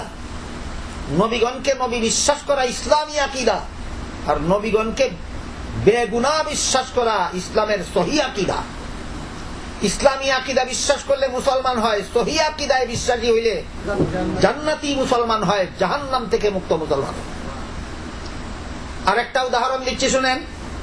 পবিত্র কোরআনের আয়াতে আল্লাহ পাক রব্বুল আলামিন আমাদের মহানবী মুহাম্মদুর রাসূলুল্লাহ সাল্লাল্লাহু আলাইহি ওয়াসাল্লামের মেরাজের ঘটনার বিবরণ দিতে গিয়া বলেন, সুবহানাল্লাযী আসরা বিআবদিহি লাইলাম মিনাল মাসজিদিল হারামি ইলাল মাসজিদিল আকসা।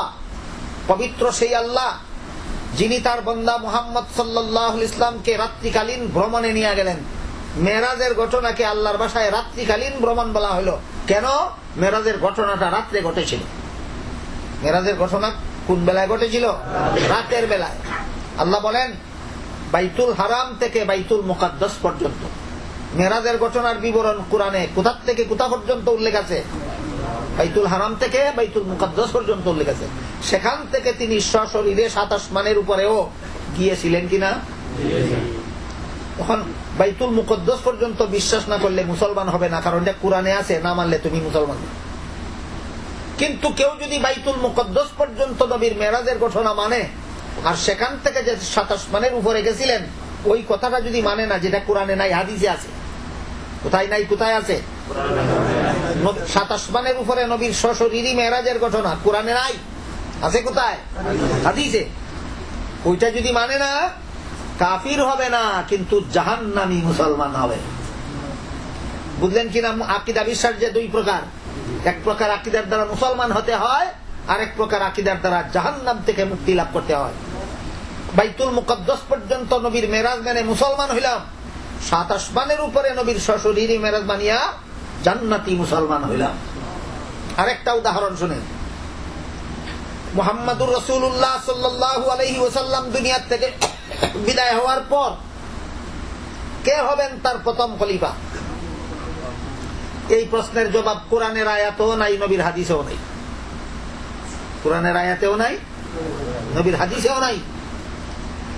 তাই সাহাবায়ে কেরাম পরামর্শ করতে বসলেন। রসুলের ইন্তেকালের পর দাফন কাফনের কাজে হাত দেওয়ার আগে খলিফা ধার্য করার জন্য পরামর্শ বসলেন।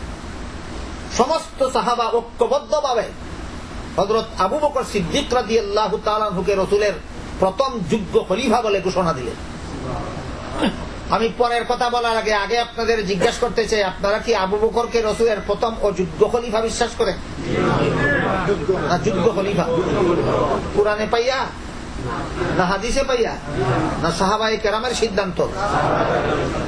কাজেই সাহাবায়ে কেরামের জমাতের সিদ্ধান্ত বিশ্বাস করা, এটা হলো জাহান্নামী মুসলমান না হইয়া জান্নাতি মুসলমান হওয়ার আকীদা। জান্নাতি মুসলমান। আপনি আবু বকর সিদ্দিক রাদিয়াল্লাহু আনহুকে যদি রসুলের প্রথম অযোগ্য খলিফা মনে করেন, আপনি কাফির হবেন না, কিন্তু আপনি হবেন জাহান্নামী মুসলমান। কেন? আপনি সাহাবায়ে কেরামের জমাতের ফয়সালা মানেন না। কথা বুঝে আসছে কিনা? সাহাবায়ে কেরামের জমাতের ফয়সালা মানা, নবীর হাদিসের দ্বারা যে আকীদা সাব্যস্ত হয় সেই আকীদা মানা জাহান্নাম থেকে বাঁচনেওয়ালা মুসলমান হওয়ার জন্য, জান্নাতি মুসলমান হওয়ার জন্য পূর্ব শর্ত।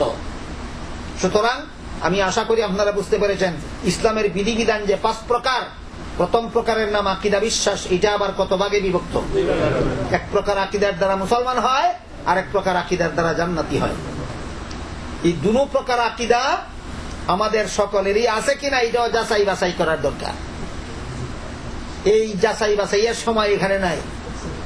আমার উদ্দেশ্য হলো এই যে 5 প্রকারের বিধিবিধান আল্লাহ পাক রব্বুল আলামিন 30 পারা কোরআনের 500 আয়াতে বর্ণনা করেছেন, সবগুলি সূরাতুল ফাতিহার ভিতরে আছে। ওইটা দেখানি আমার উদ্দেশ্য।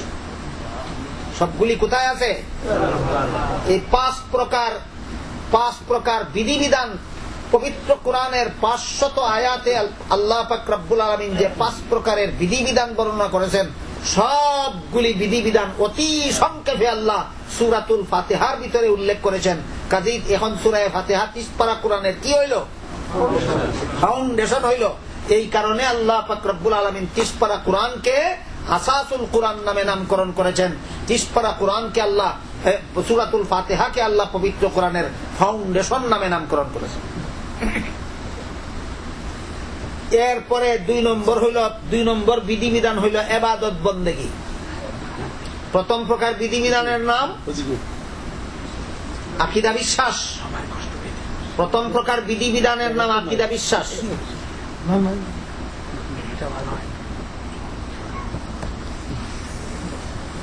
দ্বিতীয় প্রকার বিধিবিধানের নাম ইবাদত বন্দেগী।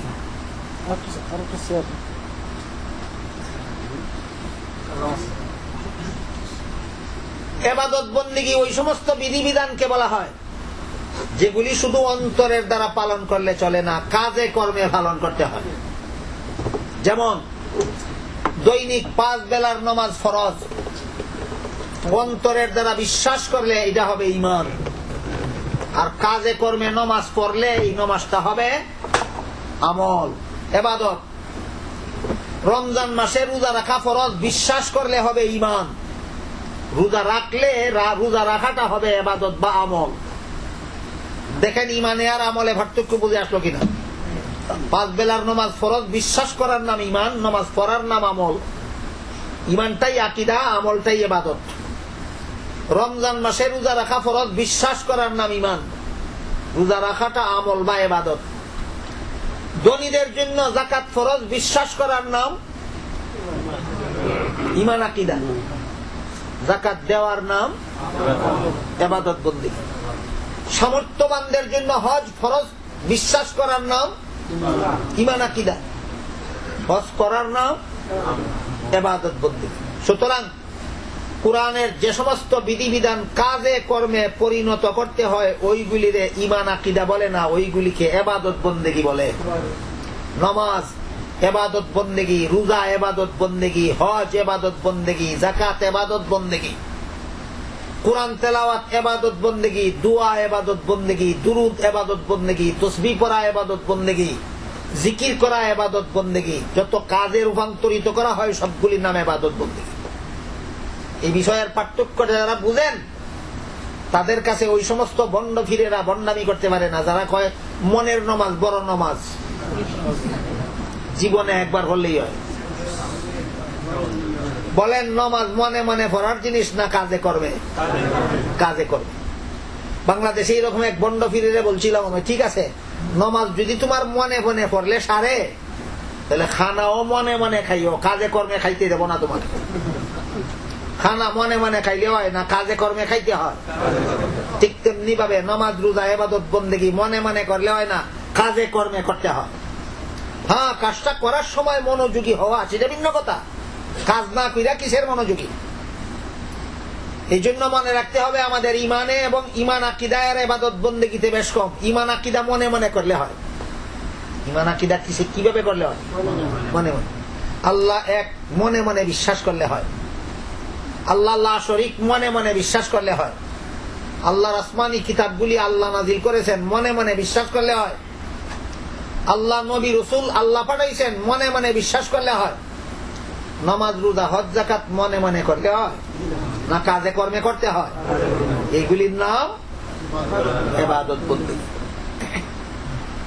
বুঝে থাকলে এবার বলেন, বর্তমান সমাজের কতজন মুসলমানের ইবাদত বন্দেগী ঠিক আছে? কতজন মুসলমান নামাজ পড়ে? কতজন মুসলমান হালাল পথে চলে? কতজন মুসলমান হারাম থেকে বিরত থাকে? কতজন মুসলমান পর্দা পালন করে? এগুলি তো মনে মনে করলে হবে না, এগুলি তো কাজে কর্মে করতে হবে। অথচ হাদিস শরীফে রাসূল করিম সাল্লাল্লাহু আলাইহি ওয়াসাল্লাম বলেন, আস-সালাতু মিফতাহুল জান্নাহ, নামাজ বেহেশতের চাবি। এই সহিহ হাদিস, আল্লাহ রাসূল পরিষ্কার ভাষায় বলেছেন নামাজ বেহেশতের চাবি। এই পরিষ্কার ঘোষণাটা থাকা সত্ত্বেও যেই মুসলমান নামাজ পড়তে রাজি নয়, এর মানে হলো সে কথায় বলে না, সে কাজের দ্বারা ঘোষণা দিল আমি রাসূলের দেওয়া বেহেশতের চাবি নিতে চাই না। রাসূল নামাজ নামের বেহেশতের চাবি আমাকে দিতে চান, আমি নিতে চাই না। এছাড়া নামাজ না পড়া কোন মুসলমানের নামাজ না পড়ার আর কোন ব্যাখ্যা হতে পারে না। আল্লাহ পাক রব্বুল আলামিন পবিত্র কোরআনের এক আয়াতে বলেন, ইয়াতাসাআলুনা আনিল মুজরিমিনা ক্বালু আনিল মুজরিমিনা মা সালাকাকুম ফি সাকার ক্বালু লাম নাকু মিনাল মুসাল্লিন। জান্নাতীরা জাহান্নামীরা জিজ্ঞাসা করবে, এই জাহান্নামীরা কোন পাপের কারণে জাহান্নামী হইলা তোমরা? তারা যে সমস্ত পাপের কথা উল্লেখ করবে এর মধ্যে প্রথম নম্বর পাপ হইল লাম নাকু মিনাল মুসাল্লিন, দুনিয়ার জীবনে মুসল্লিদের দলভুক্ত ছিলাম না, জাহান্নামী হওয়ার প্রথম কারণ। বুঝে থাকলে বলুন, নামাজ না পড়া জান্নাতে যাওয়ার পথ না জাহান্নামে যাওয়ার পথ? বর্তমান দুনিয়ার বেশিরভাগ মুসলমান কোন পথে? এরপরে যারা আমরা নামাজ যারা পড়ি, নামাজের মধ্যে কিছু কাজ আছে কিনা ফরজ, কিছু আছে ওয়াজিব, কিছু সুন্নত। ফরজ আর ওয়াজিব, সুন্নত আর ওয়াজিবের কথা তো পড়ে। ফরজ কতজনের ঠিক আছে? নমাজে যে সূরা কেরাত গুলি পড়া হয় এইগুলি সুন্নত না ফরজ? নমাজের সূরা কেরাত গুলি সুন্নত না ফরজ? এবার একটু দয়া করে বলুন তো, বুল কেরাত ফরজ, নমাজের সূরা কেরাত বুল পড়া ফরজ না সহি পড়া ফরজ? এবার বলেন, যতজন মুসলমানের নমাজ পড়ে কতজনের আলহামদুলিল্লাহ সূরা সহি আছে? কতজনের আলাম তারা সূরা সহি আছে? কতজনের ইন্না আতাইনা সূরা সহি আছে? তাইলে আমি কোরআনের বিধান কি, কোরআনের বিধান পালন করব দূরের কথা, মানলাম কোথায়? কোরআনের বিধানকে তো আমি ডেম কেয়ার করে চলছি সারা জীবন। আমার কথা বুঝে থাকলে বলুন, সূরাতুল ফাতিহা গলত পড়া ফরজ নামাজে না সহি পড়া? সমস্ত মুসল্লিদেরকে এক কাতারে দাঁড় করান, একজন একজন করে সূরা ফাতিহা জিজ্ঞেস করেন কতজনের সহি আছে দেখুন। ওই যে ফ্লাইটের মধ্যে যে বিমান বালারা বিমান সারবার আগে দোয়া শিখাইয়া দেয়, সুবহানাল্লাযী সাক্কারা লানা হাযা ওয়া মা কুন্না লাহু মুকরিনিন ওয়া ইন্না ইলা রাব্বিনা লামুনকালিবুন, শিখাইয়া দেয় ওয়া ইন্না ইলা রাব্বিনা লামুনকালিবুন, অবশ্যই আমরা আমাদের রবের দিকে প্রত্যাবর্তনকারী। এটার ফলে লামুনকালিবুন, অবশ্যই আমরা রবের দিকে ফিরে যাব না। কেমন হইল? হাদিস শরীফে রাসূল করিম সাল্লাল্লাহু আলাইহি ওয়াসাল্লাম বলেন, রুব্বা কারিইল কুরআন ইয়াকরাউল কুরআন ওয়াল কুরআন ইয়ালআনুহু। অনেক কোরআন পড়নেওয়ালা এমন আছে, একদিকে কোরআন পড়তে থাকে, অপরদিকে কোরআন তারে লানত করতে থাকে। হাদিসের ব্যাখ্যায় আছে কোরআন পড়তে থাকে সওয়াবের জন্য, কোরআন তারে লানত করতে থাকে কিসের জন্য? হাদিসের ব্যাখ্যায় লেখা আছে গলত পড়ার জন্য। কিসের জন্য? গলত পড়ার জন্য। আরেকটা উদাহরণ শুনুন, সূরা কাফিরুনের মধ্যে এক আয়াত আছে, লা আ'বুদু মা তা'বুদুন। এর অর্থ হলো, হে মূর্তি পূজারীরা, তোমরা যে সমস্ত বুত মূর্তির পূজা করো, আমি এই সমস্ত বুত মূর্তির পূজা করি না। লা আ'বুদু, লা লম্বা করে পড়লে এই অর্থ হয়, কিন্তু অনেক মুসল্লি পড়ে লা আ'বুদু মা তা'বুদুন। এর অর্থ হয়, হে মূর্তি পূজারীরা, তোমরা যে সমস্ত দেব দেবীর পূজা করো, আমিও নিশ্চয়ই সেইগুলির পূজা করি। এবার বলুন, কোরআন গলত পড়া নমাজে কেমন? নমাজের সূরা কেরাত গলত পড়লে নামাজ হয়? গলত পড়া ফরজ না সহি পড়া ফরজ? কতজন মুসল্লির সূরা ফাতিহা সহি আছে? কতজন মুসল্লির সূরা কাউসার সহি আছে? কতজন মুসল্লির সূরা ফিল সহি আছে? সহি নাই তো নাই, সহি করার কোনো ফিকিরও নাই। কোরআনের বিধানের মূল্যায়ন করলাম কত, কোরআনের বিধানের ভ্যালু কত আমার কাছে, কোরআনের বিধানের গুরুত্ব কত আমার কাছে। আকীদা বিশ্বাসের ফরিদ তো ইবাদত বন্দেগী, আর ইবাদত বন্দেগীর পয়লা নম্বর ইবাদত নমাজ, আর নমাজের একটা গুরুত্বপূর্ণ ফরজই সূরা কেরাত। এটাই আমার সহি না। সারা জীবন ভর বেপরোয়া ভাবে ভুল কেরাতে নমাজ পড়ছি তো পড়ছি হই, চলছি তো চলছি হই। তাইলে কোরআনের তফসির শুনে লাভ কি? কোরআন বুঝা লাভ কি? যদি কোরআন নিয়ে এত বড় খামখেয়ালি থাকে আমাদের মধ্যে, কোরআন নিয়ে যদি অত বড় অবহেলা, এত বড় উদাসীনতা যদি কোরআনের বিধান নিয়ে আমাদের অন্তরে থাকে।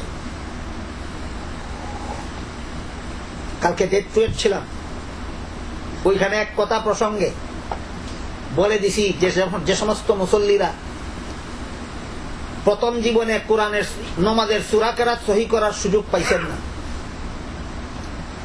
তারাও যদি সহি করার চেষ্টা চালাইয়া যান আর এই অবস্থায় মরণ হইয়া যায়, আল্লাহ মাফ করে দেবে। এটাও তাফসীরে লেখা আছে। যারা প্রথম জীবনে নামাজের সূরা কেরাত সহি করছে না, যখন জানতে পারলো সহি সূরা কেরাত পড়া ফরজ, গলতটা ফরজ নয়, তখন থেকে যদি সহি করার চেষ্টা চালাইয়া যায়, এই অবস্থায় মরণ হইয়া গেলে গলত পড়াও আল্লাহ কবুল করে দেবে। আর সহি তো পারেই না, সহি করার চেষ্টাও করে না, এই অবস্থায় মরণ হইলে গলত কেরাতের নামাজ আল্লাহর কাছে কবুল হবে না। এখন চেষ্টা চালানির সহজ পদ্ধতি কি? চেষ্টা চালানির সহজ পদ্ধতি আপনাদেরকে বলে দেই। কয়েক পদ্ধতি আছে, এর মধ্যে একটা হইল তবলিগের চিল্লায় গেলে তারা নামাজের সূরা কেরাত সহি মস্ক করাইয়া দিবে। আর এক পদ্ধতি হইল কোন কামেল পীরের কাছে মুরিদ হইয়া তার খানকায় গিয়া চিল্লা দিলে তিনিও সহি করাইয়া দিবে।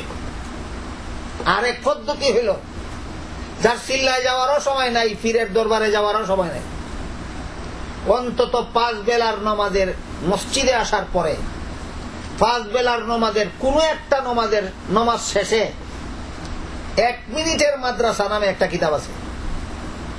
মূল কিতাবটার নাম 1 মিনিট কা মাদ্রাসা, বাংলা অনুবাদ হইছে 1 মিনিটের মাদ্রাসা। 1 মিনিটের মাদ্রাসা প্রত্যেক মসজিদে মসজিদে চালু করে দেন, আপনার বৎসরান্তে নামাজের সূরা, কেরাত, তাসবিহ, তাহলিল, মসলা মাসাইল সব দ্রুত হয়ে যাবে। 1 মিনিটের মাদ্রাসায় সিস্টেমটা লেখছে এইভাবে, যিনি 1 মিনিটের মাদ্রাসায় পড়াইবেন এশার নামাজের পরে অথবা ফজরের নামাজের পরে অথবা আসরের নামাজের পরে, সুবিধা মতো কোনো একটা নামাজের পরে যিনি 1 মিনিটের মাদ্রাসা চালু করবেন মসজিদে, তিনি নামাজ শেষ হওয়ার পরে দাঁড়ায় বলবেন, ভাই মসজিদে 1 মিনিটের মাদ্রাসা আছে, মাত্র 1 মিনিট তালিম হবে, 1 মিনিট পরে ছুটি। বসবে না? তখন 1 মিনিটের মাদ্রাসা চালু করার সিস্টেমটা কি হইব? সিস্টেমটা হইব তিনি দাঁড়াইয়া বলবেন যে আমরা যে নামাজ পড়ি এই নামাজ উযু ছাড়া নামাজ হয় না, আর উযুর মধ্যে 4টা ফরজ আছে। একটা ফরজ হইল মুখ ধোয়া, একটা ফরজ হইল 2 হাত ধোয়া, একটা ফরজ হইল মাথা মোছা করা, একটা ফরজ হইল 2 পাও ধোয়া। ছুটি। কমিনিট গেল, বস যার যার বাড়িতে চলে গেল। পরের দিন আবার 1 মিনিটের মাদ্রাসা। গতকাল বলা হয়েছে উযুর 4 ফরজ। প্রথম ফরজ মুখ ধোয়া, সীমানা হইল চুলের গোড়ার থেকে তুথার নিচ পর্যন্ত, ডান কানের লতি থেকে বাম কানের লতি পর্যন্ত। এর ভিতরে যদি সামান্য চুপ না থাকে উযু হবে না, ছুটি। কমিনিট লাগলো। পরের দিন আবার গতকাল বলা হয়েছে মুখ ধোয়ার সীমানা আর 2 হাত কনুইয়ের উপর পর্যন্ত দোয়া ফরজ। একবার দোয়া ফরজ, 3 বার দোয়া সুন্নত। এই কনুইয়ের উপর পর্যন্ত 2 হাতের কোনো একটু অংশ, মুখ পরিমাণ অংশ সুপ না থাকলে উযু হবে না, ছুটি। বলেন উযুর 4 ফরজ শিখতে কদিন লাগবো? মাত্র 4 দিন। উযুর ভঙ্গ 7টা শিখতে কদিন লাগবো? মাত্র 7 দিন। নামাজের ফরজ 14টা শিখতে কদিন লাগবো? মাত্র 14 দিন। নামাজের ওয়াজিব 19টা শিখতে কদিন লাগবো? মাত্র 19 দিন। নামাজের ভঙ্গ 15টা শিখতে কদিন লাগবো? মাত্র 15 দিন। চেষ্টা থাকলেই ব্যবস্থা হয়, চেষ্টা থাকলেই ব্যবস্থা হয়। এই জন্য আমি মনে করি যে আমার একটা প্রস্তাব, আপনাদের পছন্দ হইলে রাখবেন, না হইলে না রাখবেন। আমি মনে করি কোন মসজিদের মুসল্লিরা যদি মনে করেন আমার তো নামাজের দোয়া দুরূদ সহি নাই, আমার তো নামাজের সূরা কেরাত সহি নাই, আমার তো নামাজের তাসবিহ তাহলিল সহি নাই, মসজিদের কমিটিকে অনুরোধ করিয়া, ইমাম সাহেব মুয়াজ্জিন সাহেবকে অনুরোধ করিয়া মসজিদে 1 মিনিটের মাদ্রাসা চালু করেন। 1 মিনিট এই তালিম দিলে সংসারের কোন কাজে ব্যাঘাত হবে? 24 ঘন্টার মধ্যে কোনো একটা নামাজের পরে মাত্র 1 মিনিটের মাদ্রাসা চালু হইলে বৎসরান্তে দেখবেন আপনার সব শিক্ষা হয়ে গেছে। বৎসরান্তে দেখবেন আপনার সূরা ফাতিহা সহি হয়ে গেছে, আপনার নামাজে যত সূরা পড়তে হয় সবগুলি সহি হয়ে গেছে। যদি সত্যই কোরআনের বিধান পালন করে আল্লাহকে সন্তুষ্ট করতে হয়, যদি সত্যই কোরআনের বিধান পালন করে জাহান্নাম থেকে নাজাত পাইতে হয়, সত্যই যদি কোরআনের বিধান পালন করে জান্নাতে যাইতে হয়, তাহলে কোরআনের 2 নম্বর বিধান ইবাদত বন্দেগী ঠিক করতে হবে, সংশোধন করতে হবে। গেল ফরজের নামাজের ফরজের ব্যাপার। নামাজের ওয়াজিব রুকুর থেকে সুজা হইয়া দাঁড়ানো ওয়াজিব। সুজা হইবার আগেই সেজদায় চলে যায় এমন মুসল্লি পাওয়া যায় কিনা? প্রথম সেজদা থেকে সুজা হইয়া বসা ওয়াজিব। সুজা হইবার আগেই দ্বিতীয় সেজদায় চলে যায় এমন মুসল্লি আছে কিনা? রাসূল করিম সাল্লাল্লাহু আলাইহি ওয়াসাল্লাম মসজিদে গিয়ে দেখলেন এক ব্যক্তি এইভাবে নামাজ পড়ে, রুকুর থেকে সুজা হইবার আগেই সেজদায় চলে যায়, প্রথম সেজদা থেকে সুজা হওয়ার আগে দ্বিতীয় সেজদাতে চলে যায়। সালাম ফিরানির পরে আল্লাহ রাসূল বললেন, কুম ফাসাল্লি ফাইন্নাকা লাম তুসাল্লি, তোমার নামাজ হয় নাই, তুমি আবার নামাজ পড়ো। সে আবার পড়লো এইভাবেই। সে আল্লাহ রাসূল আবার বললেন, তোমার নামাজ হয় নাই, আবার পড়ো। আবার পড়লো এইভাবেই। 3 বার যখন পড়লো, 3 বারের বেলা যখন রাসূল বললেন এখনো তোমার নামাজ হইল না, তখন লোকটা জিজ্ঞাসা করে, ওগো আল্লাহ রাসূল, এর চেয়ে ভালো করে পড়া আমি জানি না, কিভাবে পড়লে হবে আমাকে শিখাইয়া দিন। তখন আল্লাহ রাসূল বললেন, রুকুর থেকে সুজা হইয়া দাঁড়াইবা, তারপরে সেজদাতে যাইবা, প্রথম সেজদা থেকে সুজা হইয়া বসবা, তারপরে দ্বিতীয় সেজদাতে যাইবা। অন্যান্য হাদিসে উল্লেখ আছে, নামাজের মধ্যে যারা 4 রকমের অবহেলা করে। কত রকমের? 4 রকমের অবহেলা যারা নামাজের মধ্যে করে, এরা নামাজের সালাম ফিরানির সাথে সাথে নামাজে কয়, তুই আমারে যেভাবে ধ্বংস করছস আল্লাহ তোর এইভাবে ধ্বংস করুক। কেমন কাম হইল নামাজ ফিরিয়া? এই 4 রকমের অবহেলা কি কি? এক নম্বর, নমাজের রক্ত আসার পরেও নমাজ পড়তে টালবাহানা করে, গড়িমসি করে। এক নম্বর, নমাজের রক্ত হওয়ার পরেও নমাজ পড়তে গড়িমসি করে। 2 নম্বর, মনোযোগ দিয়া উযু করে না। 2 নম্বর, মনোযোগ দিয়া উযু করে না। 3 নম্বর, ঠিক মতো রুকু সিজদা করে না। ওই রুকুর থেকে সোজা হইয়া দাঁড়ায় না, প্রথম সিজদা থেকে সোজা হইয়া বসে না। 4 নম্বর, নমাজে এত তাড়াহুড়া করে যে কোন রকম যেন নমাজ থেকে খালাস হইতে চায়। নমাজ মনটাকে নমাজের দিকে আনার খেয়ালই নেই তার, মন শুধু কেমনে নমাজের বাইরে চলে যাবে সেই দিকে থাকে। এই 4 রকমের অবহেলা যারা নমাজে করে, হাদিস শরীফে উল্লেখ আছে, এদের নমাজের সালাম ফিরানির সাথে সাথে নমাজ বলে, তুই আমারে যেভাবে নষ্ট করছস আল্লাহ তোর এইভাবে নষ্ট করুক। বলেন কি কেমন সেটা নমাজ ইবাদত বন্দেগীর একটা কিনা? নমাজটাই যদি আমরা ঠিক করলাম না, তাহলে কোরআনের দ্বিতীয় প্রকার বিধান আর কবে পালন করব? গেল 2 নম্বরটার ব্যাপার। তারপরে 3 নম্বর, মনে আছে কারো আপনাদের 3 নম্বর কোনটা? লেনদেন। লেনদেন কি? টাকা পয়সা, ধন সম্পদ, জিনিসপত্র আদান প্রদান। কারো কাছে যদি কারো কোনো টাকা পয়সা পাওনা থাকে, সেই পাওনা পরিশোধ করে দেওয়া। যদি পরিশোধ করে দেয় তাহলে তার লেনদেন ভালো। আর যে লোকের প্রাপ্য পরিশোধ করে না, পাওনাদারের পাওনা টাকা দেয় না, পাওনাদারের পাওনা জিনিস দেয় না, তার লেনদেন ভালো না খারাপ? লেনদেন খারাপ। মুসলমান আসেনি সমাজ। কোরআনের বিধান মানলো কই? আর লেনদেন খারাপ করে যারা কোরআনের বিধান লঙ্ঘন করলো, এদের হাসরের মাঠে পরিণতিটা কি হবে? একটা হাদিস শুনাই আপনাদেরকে, অনেক হাদিস আছে, একটা হাদিস শোনাই। আল্লাহ রসুল বলেন, ও আমার সাহাবারা, তোমরা কি জানো দুনিয়ার মধ্যে সবচেয়ে বড় গরিবকে? সাহাবায়ে কেরাম বলেন, যাদের কোনো টাকা পয়সা ধন দৌলত নাই, সবচেয়ে বড় গরিব। রাসূল বলেন, জবাব ভুল, এই জবাব ঠিক নয়। টাকা পয়সা কদিনের, ধন সম্পদ কদিনের, না হইলে গরিব হবে কেন? তখন সাহাবায়ে কেরাম বলেন, তাহলে সবচেয়ে বড় গরিবকে আপনি আমাদের শিক্ষা দিন। রাসূল বলেন, দুনিয়াতে সবচেয়ে বড় গরিব হইল ওই ব্যক্তি যে ইবাদত বন্দেগী অনেক করেছে, ঠিক মতে করেছে। ইবাদত বন্দেগী করে নাই না করেছে? কম করেছে না অনেক? বেঠিক না সঠিক? হ্যাঁ, 3 কথা মনে রাখবেন। ইবাদত বন্দেগী করছে, অনেক করছে, ঠিক মতে করছে, কিন্তু হয়তো মানুষকে অন্যায়ভাবে কষ্ট দিছে, আর না হয় মানুষের মাল অন্যায়ভাবে খাইছে। কথা বুঝলেন কিনা? অন্যায়ভাবে কষ্ট দেওয়ারটা আসবে 4 নম্বরে, এটা এখন আলোচনা শুরু হয়েছে না। হয়তো মানুষে অন্যায়ভাবে কষ্ট দিছে, আর না হয় মানুষের মাল অন্যায়ভাবে খাইছে। কিয়ামতের দিন ওই সমস্ত পাওনাদাররা আল্লাহর কাছে বিচার দায়ের করবে। আল্লাহ পাক রব্বুল আলামিন বলবেন, তোমার কাছে যত জনের যত টাকা পয়সা পাওনা ছিল সবগুলি পরিশোধ করো।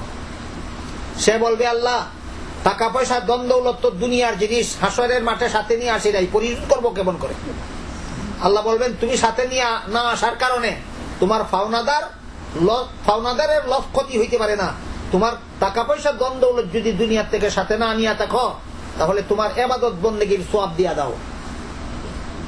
নিজের সারা জিন্দেগীর নমাজের সওয়াব, রোজার সওয়াব, হজের সওয়াব, যাকাতের সওয়াব, কোরআন তেলাওয়াতের সওয়াব, তাসবিহ পড়ার সওয়াব, ওয়াজিফা পড়ার সওয়াব, জিকিরের সওয়াব, দোয়া করার সওয়াব, দুরূদ পড়ার সওয়াব দিতে দিতে দিতে আল্লাহ রাসূল বলেন, সারা জিন্দেগীর সমস্ত বন্দেগীর সওয়াব শেষ হয়ে যায়। কেন নিল? কোন কারণে? আমার লেনদেন ভালো ছিল না, এই কারণে। কত নম্বর বিধান কোরআনের? কোরআনের 3 নম্বর বিধানে আমি উদাসীন ছিলাম। 3 নম্বর বিধানের বেলায় আমি ডেম কেয়ার করেছিলাম। এই কারণে আল্লাহ রসুল বলেন, ইবাদত বন্দেগী অনেক করেছিল, ঠিক মতে করেছিল, কিন্তু সবগুলি সওয়াব যে সমস্ত পাওনাদারের পাওনা দিল না তারা নিয়ে যাবে। তারপরে আরো অনেক পাওনাদার আসবে, এসে বলবে, আমার 5 টাকা টোকাইয়া খাইছ, আরেকজনে কইবা আমার 10 টাকা টোকাইয়া খাইছ, আরেকজনে কইবা আমার বাড়ি অন্যায় ভাবে দখল করছ, আরেকজনে কইবা আমার রাস্তা অন্যায় ভাবে দখল করছ, আরেকবার জনে কইবা আমার দোকান ভাড়া নিয়ে ভাড়াও দিছস না, আমার দখলও ছাড়ছস না, আরেকজনে কইবে মাসের পর মাস আমার দোকানের মাল বাকি নিয়ে মূল্য পরিশোধ করছস না, দে। তখন কইবা আমার দেওয়ার মতো আর কিছু নাই, সব তোমাদের আগে যারা আসছিল তারা নিয়ে গেছে। আল্লাহ পাক রব্বুল আলামিন বলবেন তোর সব অন্য লোকে নিয়ে গেলে কি হইলো, এরাও তোর ভাওনাদার, যদি সব দিতে না পারস এরার গুনাহ তুই নে। নিজের সব পরারে দিল, পরার গুনাহ নিজে নিল, নিজের সব অপরকে দিল, অপরের গুনাহ নিজে নিল। জাহান্নামে গিয়া দুনিয়াতে নিজে যত গুনাহ করছিল এগুলির শাস্তি তো ভোগ করবে, আর ফাওনাদারের ফাওনা দিতে না হইয়া হেরার গুনাহ যে নিল ওইগুলির শাস্তিও সে জাহান্নামে গিয়া ভোগ করবে। আল্লাহ রাসূল বলেন এর মতো গরিব, এর মতো কাঙ্গালি, এর মতো কপাল পুরা জগতে আর কেউ নেই। বলেন কোরআনের কত নম্বর বিধান লঙ্ঘনের কারণে? 3 নম্বর বিধান লঙ্ঘনের কারণে। অথচ আমরা বর্তমান সমাজের বেশিরভাগ মুসলমান দেম কি আর কিসের লেনদেন, কিসের ভাবনা, দিলে দিব না দিলে নাই। বুঝবা হাসরের মাঠে যখন তোমার সারা জিন্দেগির সমস্ত বন্দেগির সব নিয়ে যাবে পাওনাদার, আর তারপরে যখন অন্য পাওনাদারকে সব দেওয়ার কিছু থাকবে না, তাদের গুনার বোঝা যখন তোমার গাড়ে চাপাইয়া দিবে, তখন বুঝবা লেনদেন খারাপ হইলে পরিণতি কত ভয়াবহ হয়।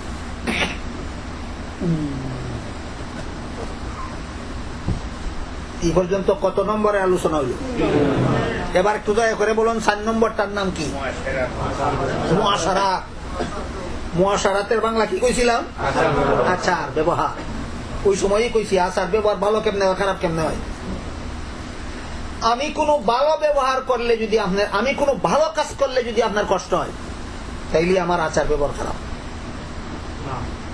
হ্যাঁ, যারা না কইছেন তাদের কথা মনে আছে।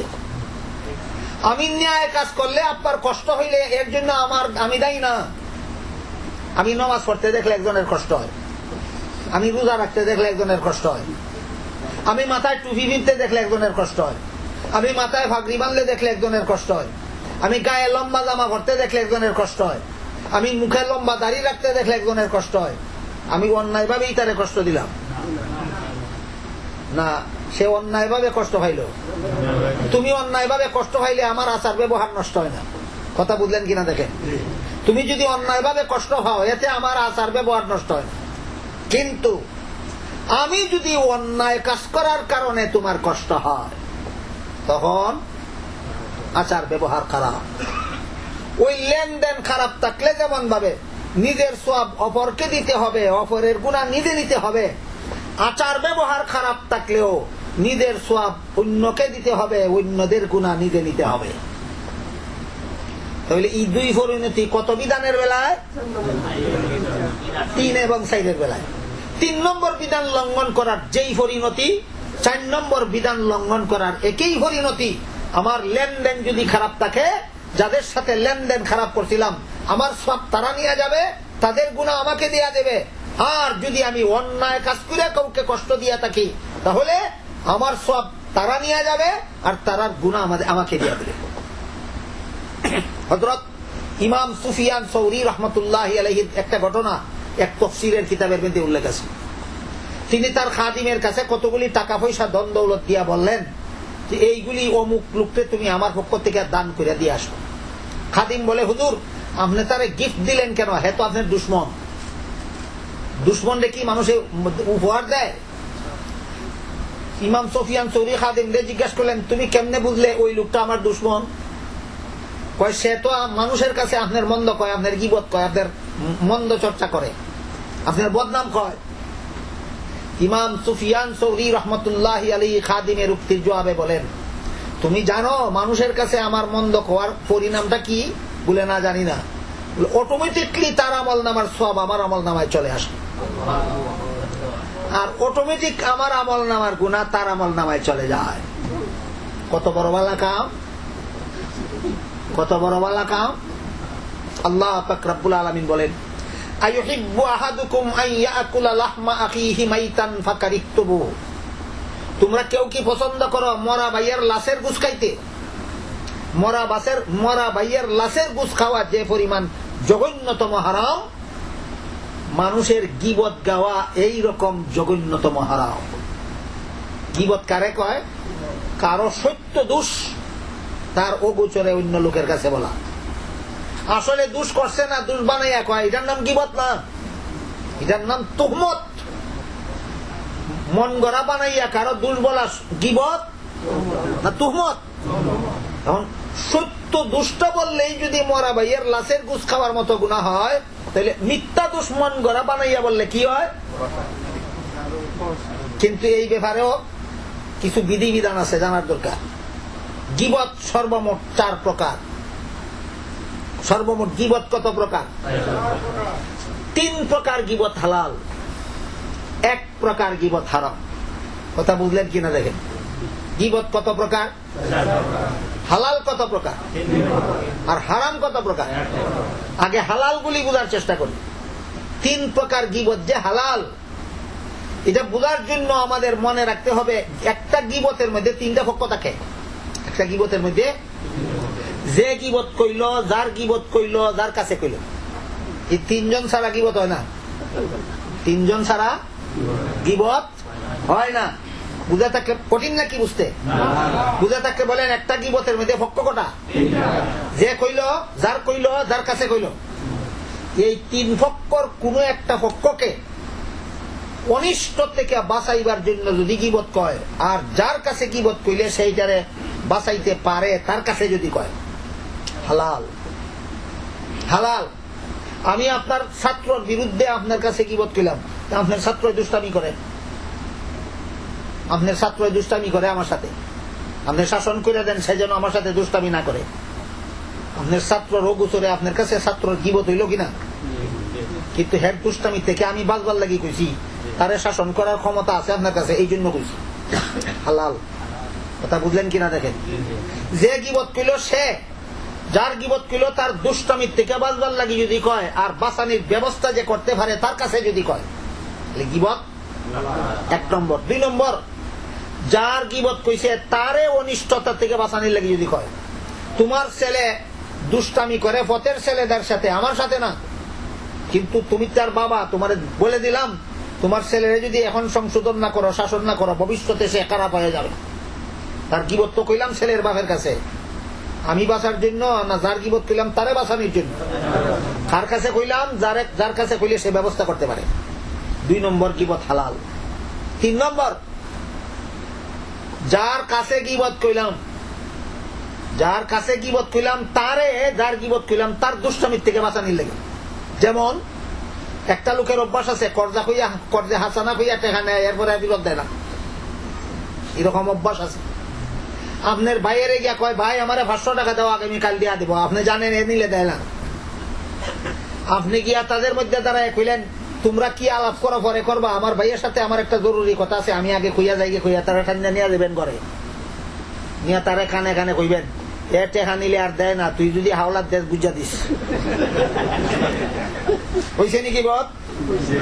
হ্যাঁ হইছে। যার কাছে কি বদ কইলেন তারে ওর অমঙ্গল থেকে বাঁচানোর জন্য কইলেন, এবং যারে কইলে বাঁচানি যায় তারই কইলেন হালাল। গীবতের মধ্যে 3টা পক্ষ থাকে। যে পক্ষই গীবত কইল সে যদি অনিষ্ট থেকে বাঁচার জন্য বলে, যার গীবত কইল তারে যদি বাঁচানির জন্য বলে, যার কাছে কইল তারে যদি বাঁচানির জন্য বলে, বাঁচানির ব্যবস্থার দায়িত্ব যার কাছে আছে তার কাছে যদি বলে, এই 3 প্রকারের গীবত হালাল। 3 প্রকারের গীবত হালাল। কিন্তু নিজে বাঁচার জন্য নয়, যার গীবত কইল তারে বাঁচানির জন্য নয়, যার কাছে কইল তারেও বাঁচানির জন্য নয়। এটা অভ্যাস হই তার মানুষের বদনাম করা। শাস্ত্রল বইয়া বইয়া কয়, তোমরা কেউ জানো অমুখে যে অমুখের মাল চুরি করছিল? বলেন তো শাস্ত্রলের লোকের কাছে অমুখে যে অমুখের মাল চুরি করছিল, শাস্ত্রল বইয়া কইলে কি কি কে অনিষ্ট থেকে বাঁচতে পারবে? কাজেই শুধু নিজে বাঁচার জন্য নয়, যার গীবত কইল তারে বাঁচানোর জন্য নয়, যার কাছে গীবত কইল তারে বাঁচানোর জন্য নয়। এটা তার অভ্যাসে পরিণত হয়েছে গীবত কওয়া, শুধু শুধু মানুষের বদনাম সমাজে ছড়ানি।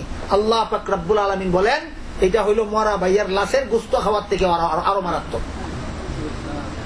এই 4th প্রকারের গীবত হইল হারাম। এইরকম গীবত গাওয়ার অভ্যাস যারা আছে তারারও আচার ব্যবহার খারাপ। গীবতের অভ্যাস যারা আছে তারা আচার ব্যবহার খারাপ। তোমার এই গীবত, এই অন্যায় আচরণের কারণে আরেকজনের কষ্ট হয়। যখন সে জানতে পারে তুমি তার বদনাম কইছো, তখন তার কষ্ট হয়। আমার অন্যায় ব্যবহারের দ্বারা যদি কারো কষ্ট হয়, তাহলে প্রমাণ হবে আমার আচার ব্যবহার খারাপ। কথা বুঝলেন কিনা দেখেন। কত নম্বরটা গেল? 4 নম্বরটা গেল। আজকে বাকি কথা শেষ হবে না ইনশাল্লাহ। আগামীকাল যেখানে তারিখ আছে সেইখানে বাকি কথাগুলি ইনশাল্লাহ আপনাদের সামনে শেষ করার চেষ্টা করা হবে ইনশাল্লাহ। আজকে যেই পর্যন্ত আলোচনা হইল এই কথাগুলি আমাদের বুঝার এবং এই কথাগুলির আলোকে আল্লাহ আমাদের জীবন গড়ার তৌফিক দান করুন, আমিন। সামনে রোজা আসছে, আমরা স্থানীয় না আন্তর্জাতিক প্রথার ভিত্তিতে চাঁদ দেখে সিয়াম বা ঈদ উৎসব পালন করব। যেহেতু এখানে আমাদেরকে বাংলাদেশি সমাজের বিষয়টি মারাত্মক একটা আকারে দেখা দিয়েছে, প্লিজ বিষয়টি পরিষ্কার করে বলে দিবেন। এই চাঁদ দেখার ব্যাপারে যিনি প্রশ্ন করছেন, আপনাদের দেশের চাঁদ দেখার অবস্থা ব্যবস্থা বাংলাদেশে আমরা যারা থাকি আমাদের জানা নাই। এই দেশের চাঁদ দেখার অবস্থা ব্যবস্থা এই দেশে যারা বিজ্ঞ আলেম আছেন তাদের কাছ থেকে ফতোয়া নিতে হবে। অনেক ফতোয়া দেশের অবস্থা ব্যবস্থার উপর ভিত্তিতে ফতোয়া হয়। যে দেশের যে অবস্থা যে ব্যবস্থা আরেক দেশের আলিমের জানা না থাকলে তিনি এই ব্যাপারে ফতোয়া দিতে পারবেন না। আপনাদের দেশে যারা বিজ্ঞ আলেম আছেন তাদের কাছ থেকে এই বিষয়ের ফতোয়া নিতে হবে আপনাদের। ফোন বন্ধ করেন, একটু বন্ধ করেন ভাই।